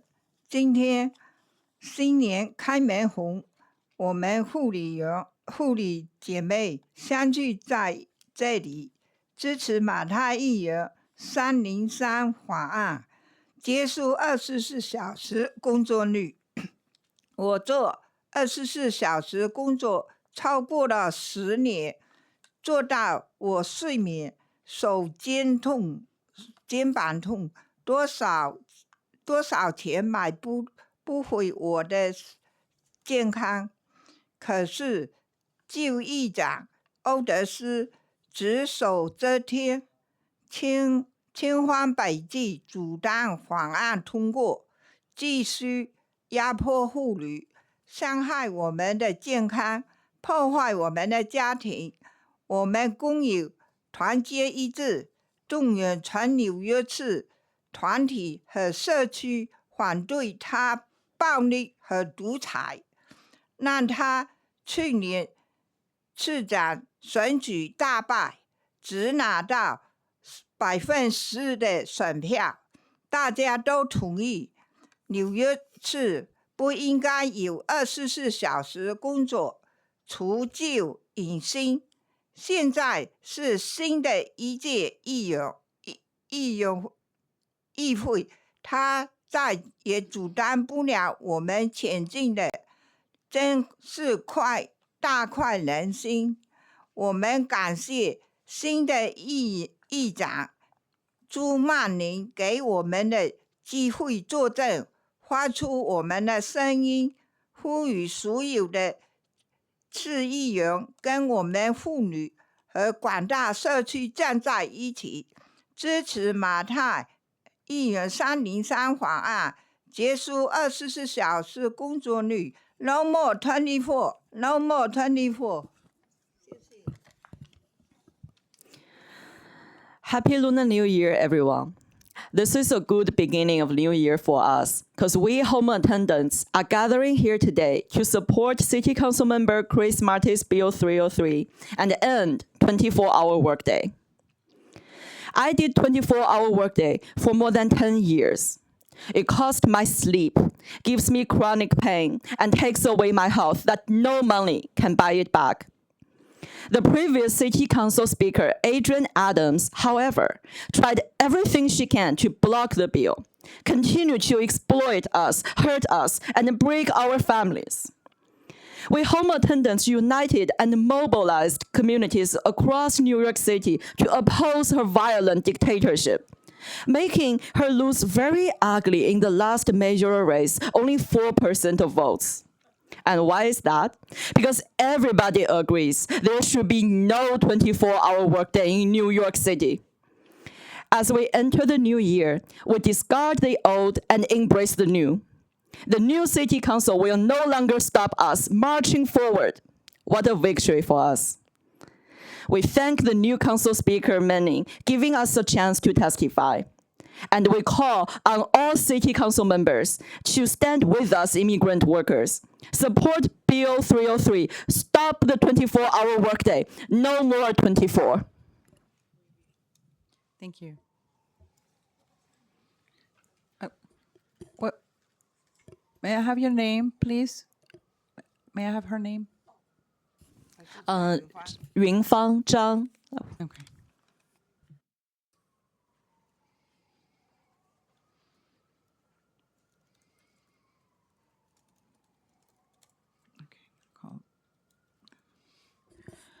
Okay, next panel, when you hear your name, please come to the table, to the panel.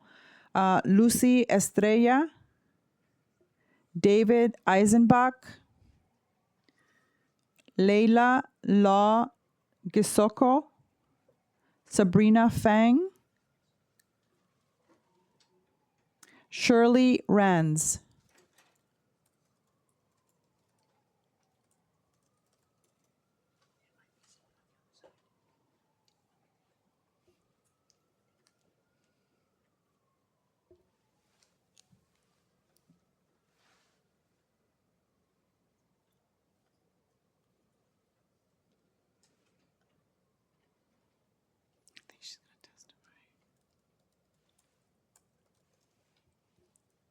No?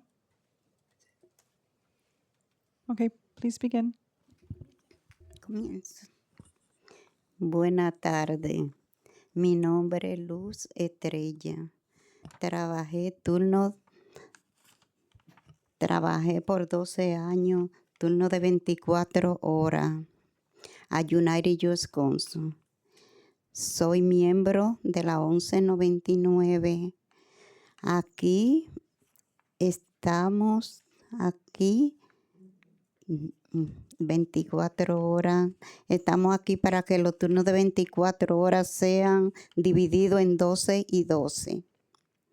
Me afectaron mi salud física y mentalmente. Por la noche no podía dormir bien. No podía dormir. Sufro de presión alta y ahora tengo que estar tomando medicina. Trabajé por 24 horas y nunca pude estar con mi familia. Mis hijos enfermaban muy grave. No podía estar con ellos. Tenía que durar 4 días, 24 horas. Llamaba a la agencia para que me mandaran, nunca me mandaron una sustituta. Tenía que aguantar ahí 24 horas, 4 días.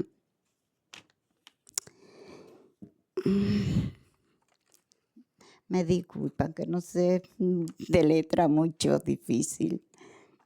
Estos momentos recordados son muy dolorosos para mí, porque no podía estar haciendo el trabajo con mis hijos cuando enfermaban como madre.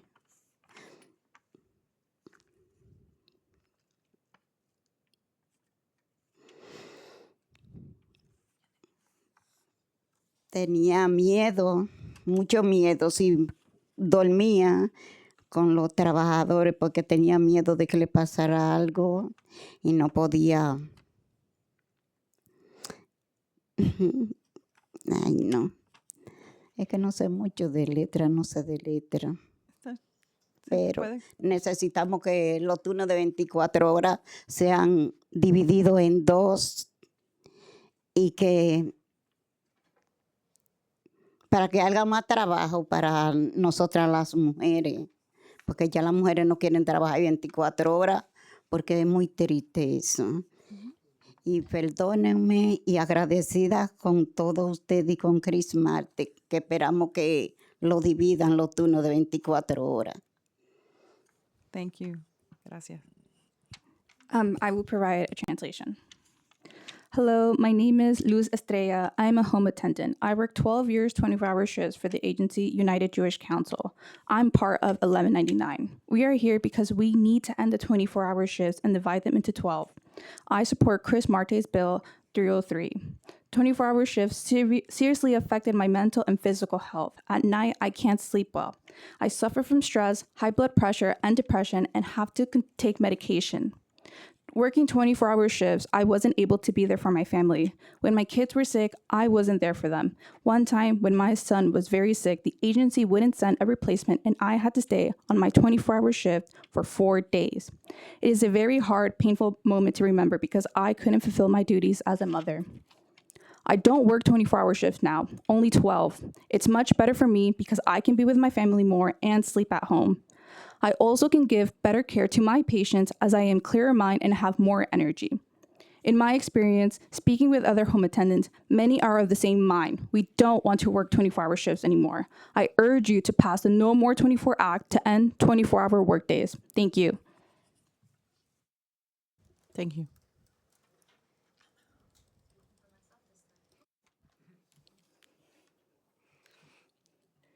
Hi, everybody. I'm Sabrina. I'm a master's student studying here in New York City, and I support passing the No More 24 Act. I chose to come here for what I believe are this city's culture and values. New York has some of the best worker and immigrant protections on the books, and yet it is the only place where immigrant women of color workers are forced to do 24-hour shifts. Enabling these brutal, inhumane working conditions in a city that the whole world looks towards to lead by example says that anybody in any job should be forced to work around the clock. I'm talking about my dad, a software engineer who's on call every other week and sleeps overnight at the office. He turned 60 this year. I'm talking about my friends, freelance artists, who overwork and irreparably injure themselves because they need to make rent. I'm talking about every student who pulls all-nighters and for the good grades to finish their essays and doesn't want to be doing that for the rest of their life. Every student wants a good job. For many of us, that means the one where we get paid the most. We are brainwashed into sacrificing our time, our health, and our morals to make more. If we don't wake up and demand better working conditions, all of us will suffer in this race to the bottom. I have learned more from the home care workers in this room and the next than I ever have in a classroom. The home care workers' fight is my fight, and the fight of every other college student graduating into today's brutal job market. Stop this racist exploitation and pass the No More 24 Act. Thank you.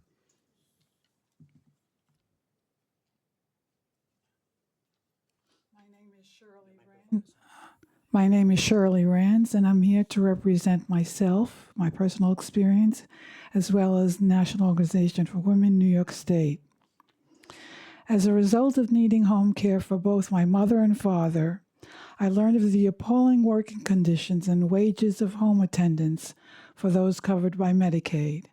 I was shocked to learn that when my father was added to the case, thereby doubling the home attendants' workload, their salary was increased by 50 cents an hour, twice the work for 50 cents. When my mother's condition deteriorated, she qualified for 24-hour coverage.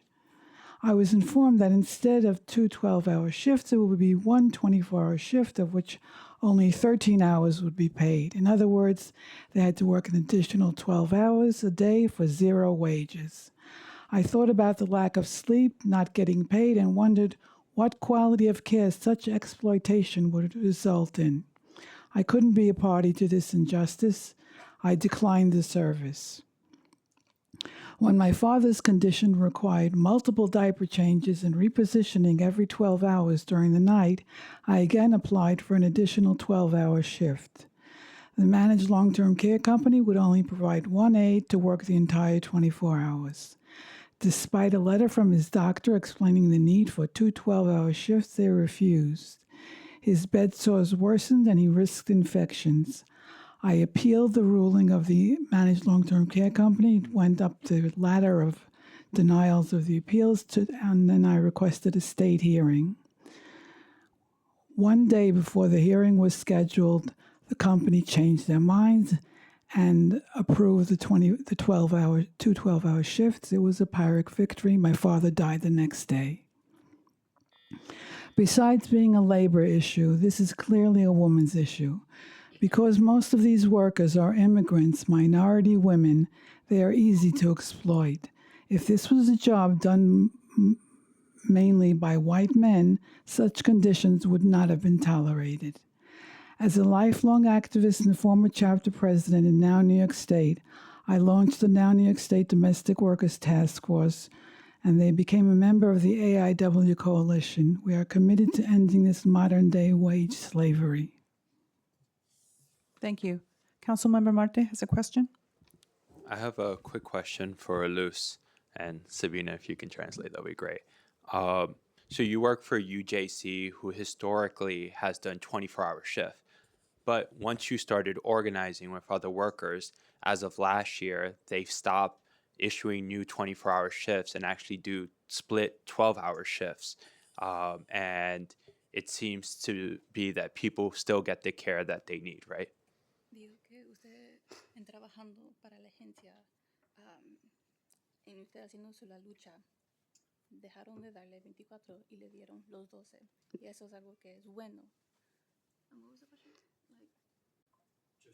Just to affirm that because she organized, they stopped doing the 24-hour shift, but now they do 2 12-hour shifts to make sure that the patient still gets care. Claro que sí, porque así yo puedo compartir mucho con mis hijos y puedo estar practicando con mis hijos sabiendo lo que hacen en la casa. Porque cuando trabajo las 24 horas se me enfermaban grave, muy grave, y yo no podía estar ahí. Llamaba a la agencia y me decían no había nadie. Y tenía que aguantar 4 días y 3 días. Y hasta que no pasara eso, porque tenía miedo, no podía ni dormir. Porque si un cliente se moría, yo sentía, me llevan presa y ahí sí. Sí, tenía mucho miedo, temor, por eso no dormía. Pero ahora tú trabajas 12 horas. 12 horas Ajá. y comparto, entro 8 de la mañana, salgo 8 de la noche, comparto con mis hijos, duermo en mi casa. Sí, Está muy heavy. bueno y se ve muy bien eso. Gracias. Gracias a ustedes. Y un honor porque he tenido conversaciones con gente importante. Necesito que Dios le dé mucha salud a todito y que puedan llegar más allá arriba con la ayuda de Dios. Gracias. And to translate, she is also in agreement with Chris's statement that in working the 12-hour shift, it was a lot better for her because going back to her previous testimony, she was able to spend time with her family. She clocks in at 8, leaves at 8 a.m., leaves at 8 p.m. She can split and share the workload with her coworkers, and she can provide better care for the patients as well. Yes. Thank you for your testimony, everyone. We're up to panel 6. So please come up when I call your name. Lily Randall, Casey Robinson, Ann Coachman, Glennie Brookt.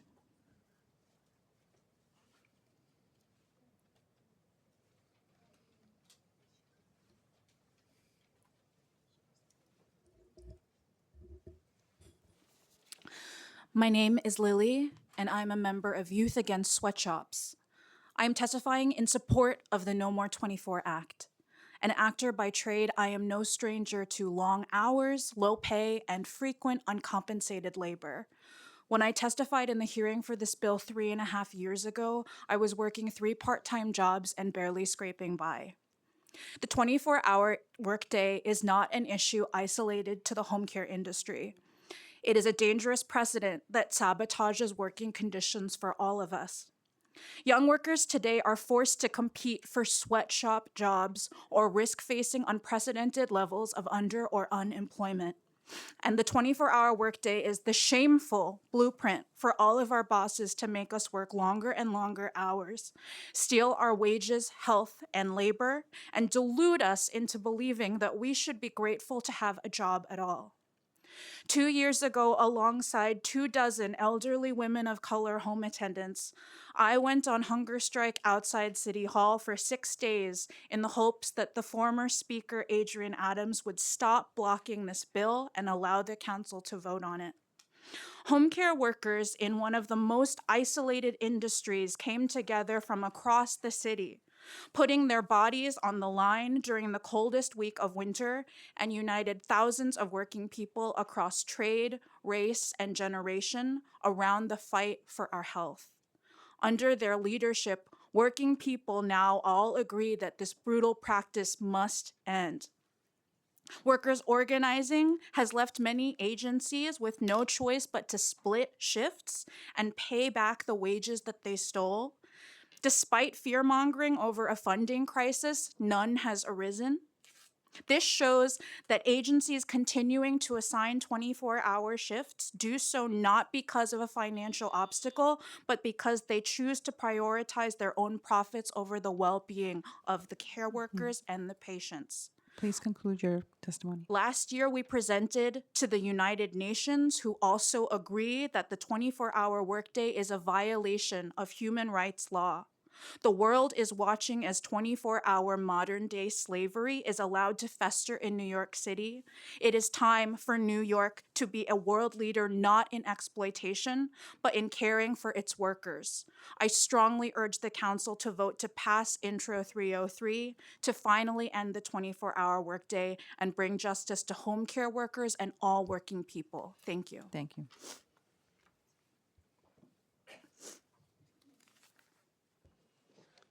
I am Casey Robinson, testifying in support of Intro 303. I have a master's degree in South Asian Studies from Cornell University and am currently unemployed. I have been organizing with the Ain't I a Woman campaign for 2 years out of necessity. I'm not a home care worker, and yet I've been fighting to end the 24-hour workday, not out of charity, but for myself. Ending the 24-hour workday is not just a home care worker issue. The abuses here in control of time are reflective of every other workplace. Home care workers prove that no matter how hard you work, workers will never receive the benefits. Bosses will make billions while we overwork ourselves.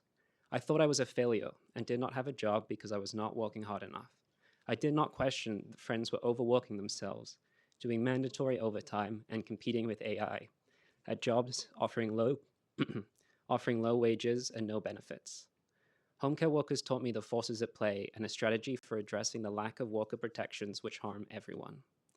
All bosses in every industry take advantage of these lack of protections to overwork us and offer nothing in return. It is openly carried out in the home care industry, which forces women of color to work 24-hour shifts. But so long as these conditions exist in New York City, it will in turn drag down all our conditions. Every boss knows the rules of the game and makes billions of dollars from the blood, sweat, and deaths of working people. We need to pass Intro 303 not only to end this abhorrent practice that exists only in New York City, but also to send the message to all working people that we can win back our time from our bosses and defeat employers who are overworking us and stealing our wages.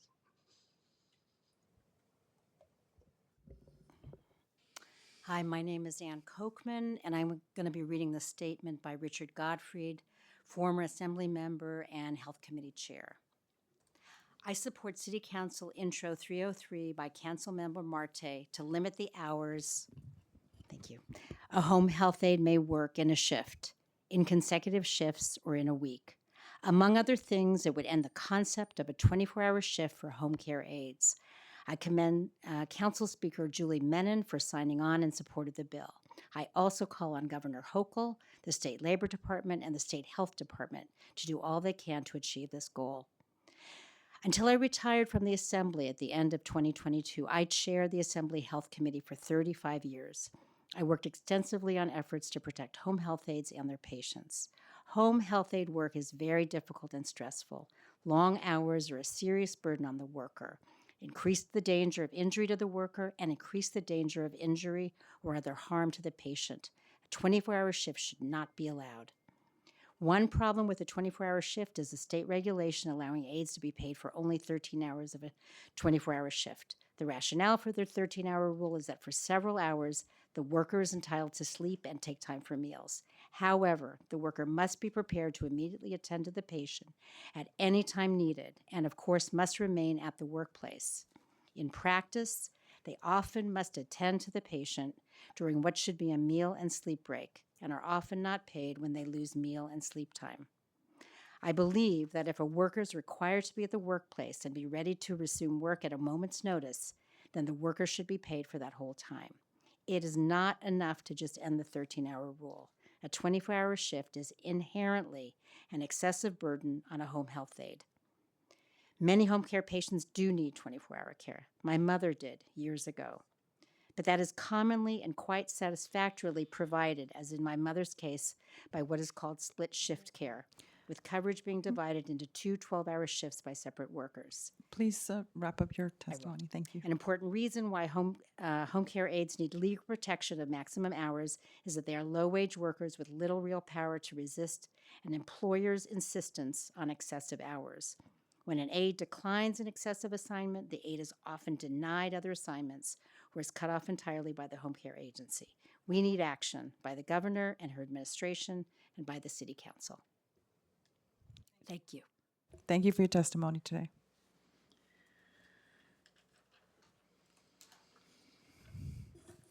Please come up when you hear your name. Lee Chen, Juana Valentin, Suli Lee, Cindy Duran. Oh. Jiheng Song.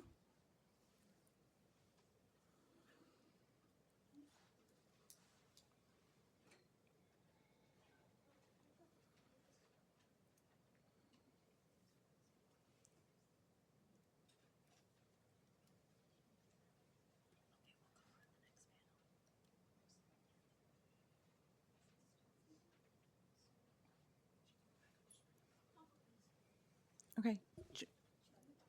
Okay, you can bring her up when she comes back. Yeah.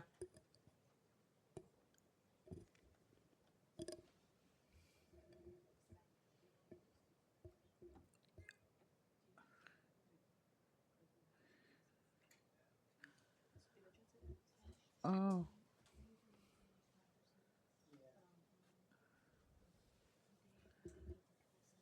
I think she.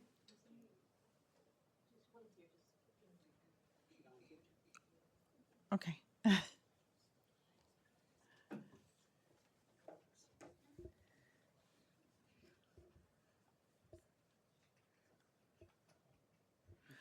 What is your name? Okay. I'm here on behalf of the home care workers that worked with my mom. My mom received 24-hour care, and it was very agonizing. My mom had dementia, and sometimes she would call me and she'll tell me, you know, the ladies gotta sleep. You know, who's gonna change me? Who's gonna do anything for me? And for years, she had 24 hours. So I know in firsthand how agonizing it is. The ladies will call me and tell me, your mother needs more hours. Your mother needs to slip shift. This is not right. You know, she has to. You know, she would move around, but she would be waking them up. They wouldn't sleep. And also they were always like attentive, very attentive. I was very lucky to get great care from my mom. She passed away 3 years ago. But you know, my mother lived a long life because of home care workers, you know, and thank God she lived longer. Once I supported the workers, and they were able to split the shift, and she lived longer, you know, and there was a time where she had to go to a nursing home. Oh my goodness, you know, it was terrible. She had bed sores in the nursing home. And thank God my mother had that great care at home, you know. And I support, you know, that no more at 24 hours, because they don't really get to sleep. You're worried about in the middle of the night, worried about your patient, you know. You're in the middle of the night just listening. If they make a noise, you got to run to see if they're okay, you know. And so I'm here to support the no more 24 hour. Thank you. Mi nombre es Juana Valentín.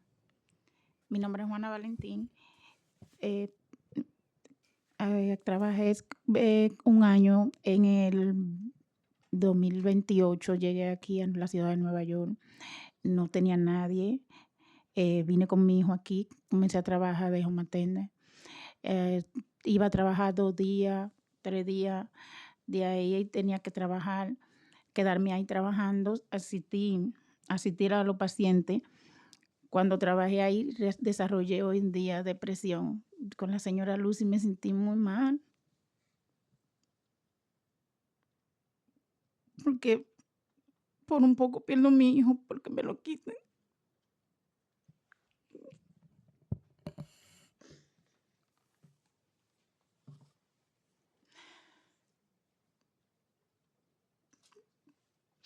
Perdón. Desarrollé una depresión. Yo nunca había trabajado eso y como no me sé el idioma tenía que salir adelante. Y comencé a trabajar, veía muchos pacientes que pasaban muchas cosas. La agencia me decían, usted nada más tiene que descansar 11 horas, pero ¿cómo dejo a un paciente tirado? Eso es inhumano, yo dejarlo así. Yo tenía que seguir. Pero cuando salía de ahí, salía irritada. A veces mi hijo me decía que tenía que cuidarlo con 4 años. Le dijo en la escuela que yo le gritaba porque no me dejaba dormir. Y en la escuela me llamaron para decirme que si yo no cambiaba mi forma me iban a llamar a la protección de los menores y tuve después, vivía en un cuarto y de ese cuarto tuve que irme porque vivía peleando con todo el mundo, me sentí irritada, desarrolló una depresión que hoy todavía tomo un medicamento, caí en el hospital. Todo eso fue después de eso, porque yo no podía dormir. Por favor, ya no más 24 horas. Todavía siguen los abusos, pero ustedes son la ley, ustedes pueden hacerlo. Gracias. Thank you.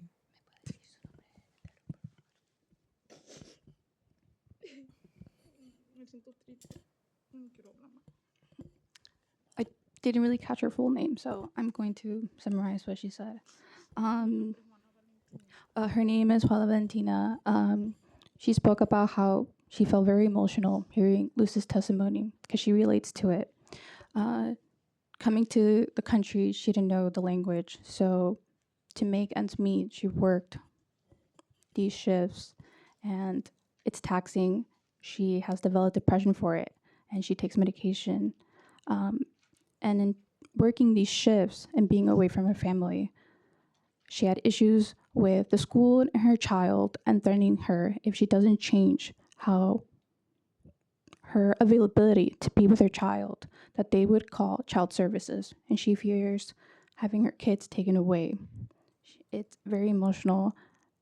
She feels very angry at the city, at the system, and she wants to end the shift. She supports the act of No More 24.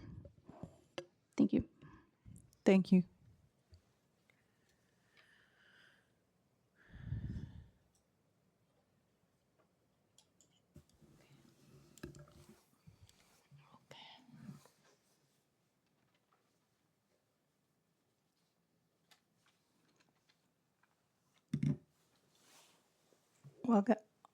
我的名字是李淑丽，我是一个家庭护理员。我从事24小时工作日有7、8年了。我照顾的病人，他患有帕金森糖尿病和痴呆症，四肢都不能自主活动的，长期卧床。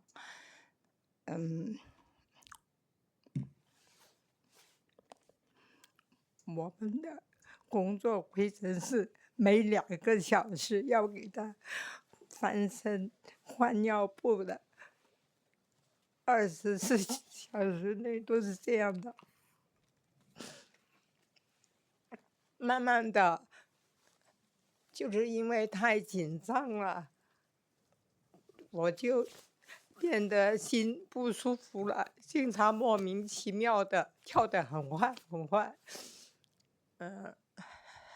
后来我就不得不去看心脏科医生，医生就给我开药，我现在都是靠吃那个心脏药，每天才维持现在正常的心脏跳动。我恨死了24小时工作制，因为我作为护理员，我很有责任心，我上了班我就要照顾他好嘛，所以就太紧张了。我的丈夫他也是24小时的护理员，所以呢，我们很少在家里能见到，所以呢，家就不成家了。加上工作紧张，休息回到家什么也不想干了，家里也是乱糟糟的，所以这几年也没做24小时了。就是24小时工作日，太不人道了，太残酷了，它伤害了我的健康，破坏了我的家庭。No more 24 hours. Thank you.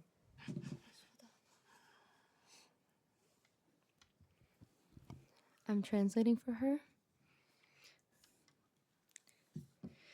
I'm Nycc, a home care worker. I've been working 24-hour shifts for 8 years. The patients I take care of are bedridden patients with dementia and Parkinson's disease or diabetes who can't move. Work procedures require that I turn them over and change their diapers for long-term bedridden patients every 2 hours. At first, my patient had 2 12-hour shifts and I was the day shift. But in 2016, the company forced change to 24-hour shifts for 3 consecutive days. Since then, I haven't been able to sleep well. I can't eat, my blood sugar is high, my blood fat and blood pressure have gradually gone up, and my heartbeat is abnormal. I have to see a cardiologist. Now I rely on taking medicine every day to maintain a normal life. I hate the 24-hour workday. My husband also does 24-hour shifts.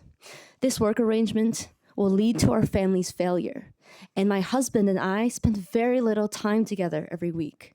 There is no warmth in this family life. The 24-hour workday harms my health and destroys my family. It is inhumane, destructive, and violent. It's insane. It should not continue to exist in this society. So I support Bill 303 to end the 24-hour workday. No more 24. Thank you. Hello. Hi, my name is Ji He Song, but I am going to be reading the testimony of my friend Maggie Martinez, who isn't able to be here today due to a family medical emergency. Okay, this is my story. I was caring for my mother, and we were in the long-awaited process of waiting for split shifts.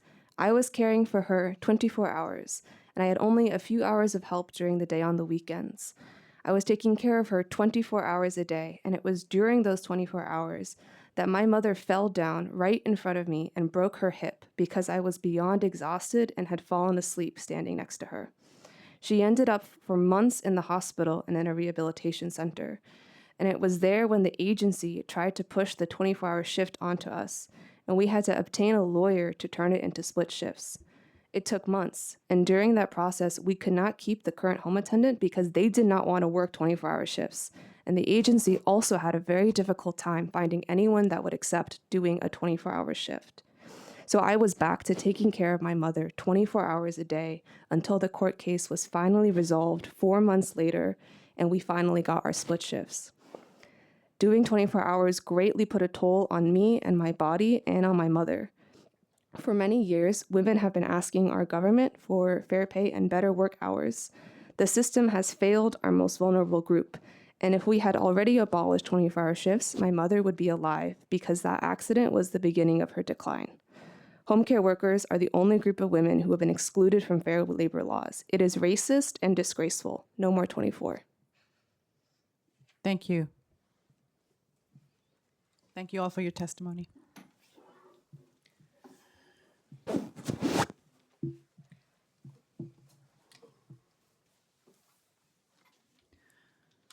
Christopher Leon Johnson. Yeah. Please. Ready? Yep. Yeah. Hello, my name is Christopher Leon Johnson. I support this bill, Marte's bill, but Mrs. Chair, you need to be on the record and disclose that you were an executive board member of 32BJ SCIU, which is a sister organization to 1199 SCIU. So you'll be hell bent on making sure that behind the scenes that this bill does not get on the floor to the point this bill die on the floor. And many of these members of the city council, including the one that sat here over there, Ty Hankerson, is nothing but a R.G. Adams clone who will not support this bill. I want to make this clear that, look, the people going through slavery with this 24-hour workday, and the big problem is that we have a city council that is so hell-bent on making sure that they get reelected like you, Ms. Shirley Abedol, in 2029, because you know that if this bill passes on the floor, you're going to be voted out like Marjorie Velasquez and Christy Marmorato. So I think this bill is a great bill, but this bill's not getting on the floor because of you. You're the main person that's going to be in the way. But I commend you for doing this because at least you did it, unlike Carmen De La Rosa that refused to put this bill on the floor when the last term, because Carmen was so cucked to the unions. She didn't want to put us on the floor. But I feel that you're going to do the same thing and being a shield to the unions because you're so concerned about being reelected in 2029. You know that bills like this will be political suicide for you. It'll be campaign suicide for you in 2029. But I support this bill 100%. I support Chris Marte, but these people need to start calling this stuff out with this situation with the 24-hour workday. And with CPC, the reason they don't want this because the reason they're scared because they don't want to look like Minnesota when it comes to the fraud that's going on in Minnesota. They scared being exposed, be called C Quality Layering Center. That's what they scared be exposed by. But you, Miss Shirley Abadal, need to be on the record to saying that you're gonna do whatever you gotta do behind the scenes to kill this bill and make sure this does get on the floor. You're nothing but another Lynn Shulman. You're nothing but the female Thurmont Smith, a union hack. So that's all you are. And like I said, a union hack and a union shill, this bill deserves to go through, but you're not gonna let it go through. Thank you so much. Enjoy your day. Thank you for your testimony.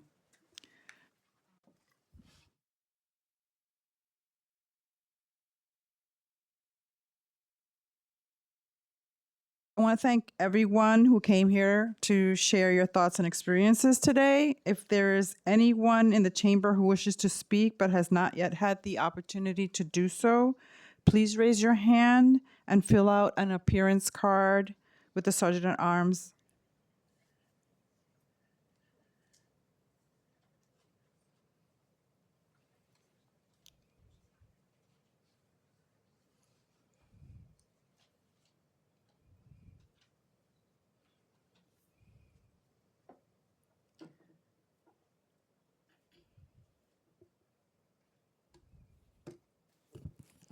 Can you give us your name, please? Eileen Brooks. Thank you. Hello, everyone. Am I to start? Yes, you may start. Thank you. Sorry. My name is Eileen Brooks. I live in Queens, Jamaica. I work as a home health aide caregiver for 5 years with Ellison Home Care. When I work 24-hour shift for 5 years, 5 days in a row, 1 week on and 1 week off. They told me I need to clock in at 9 o'clock Friday morning and clock out at 10 o'clock during the night. I work straight for 7 days, which amount to 168 hours for the week. There was no aid that come to relieve me during that 7-day period. I work until the next Friday morning. And I was told that under no circumstances was I allowed to leave the patient, even if I run short of basic commodities or necessities. I had to do without it. During the night after I clock out, the patient still need my help. I has to take them to the bathroom or even clean them up in bed. Ma'am, please conclude I was the your only one that is there with the patient at night. And that mean the patient still need my help during the night. And it deprived me of my sleep almost 100%. How cruel and inhumane these conditions were. And to make things worse, I wasn't even paid for the night hours. I was only paid for 13 hours a day. Thank you. I don't finish as yet. But because workers fight back and my new agency now stopped doing 24 hours and now we do this split 12 and 12. Another agent come in and relieve me, and then I could get to go home. So I can go home and sleep and go back to work in the morning. That is why I am. That is why. But we only can rely on but we cannot rely on the agency to split the shift when so many are making huge profit by continuing to steal workers' wages through this 24-hour shift.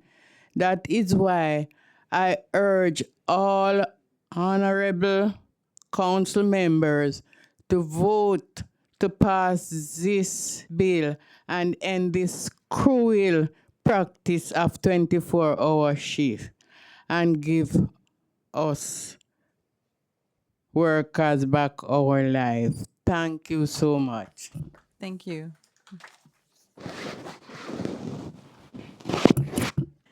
Do we have anyone on Zoom who's going to testify?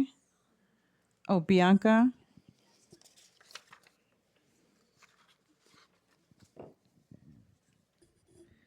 Okay, I'm going to make a final call for anyone who hasn't had the opportunity to testify, who signed up to testify.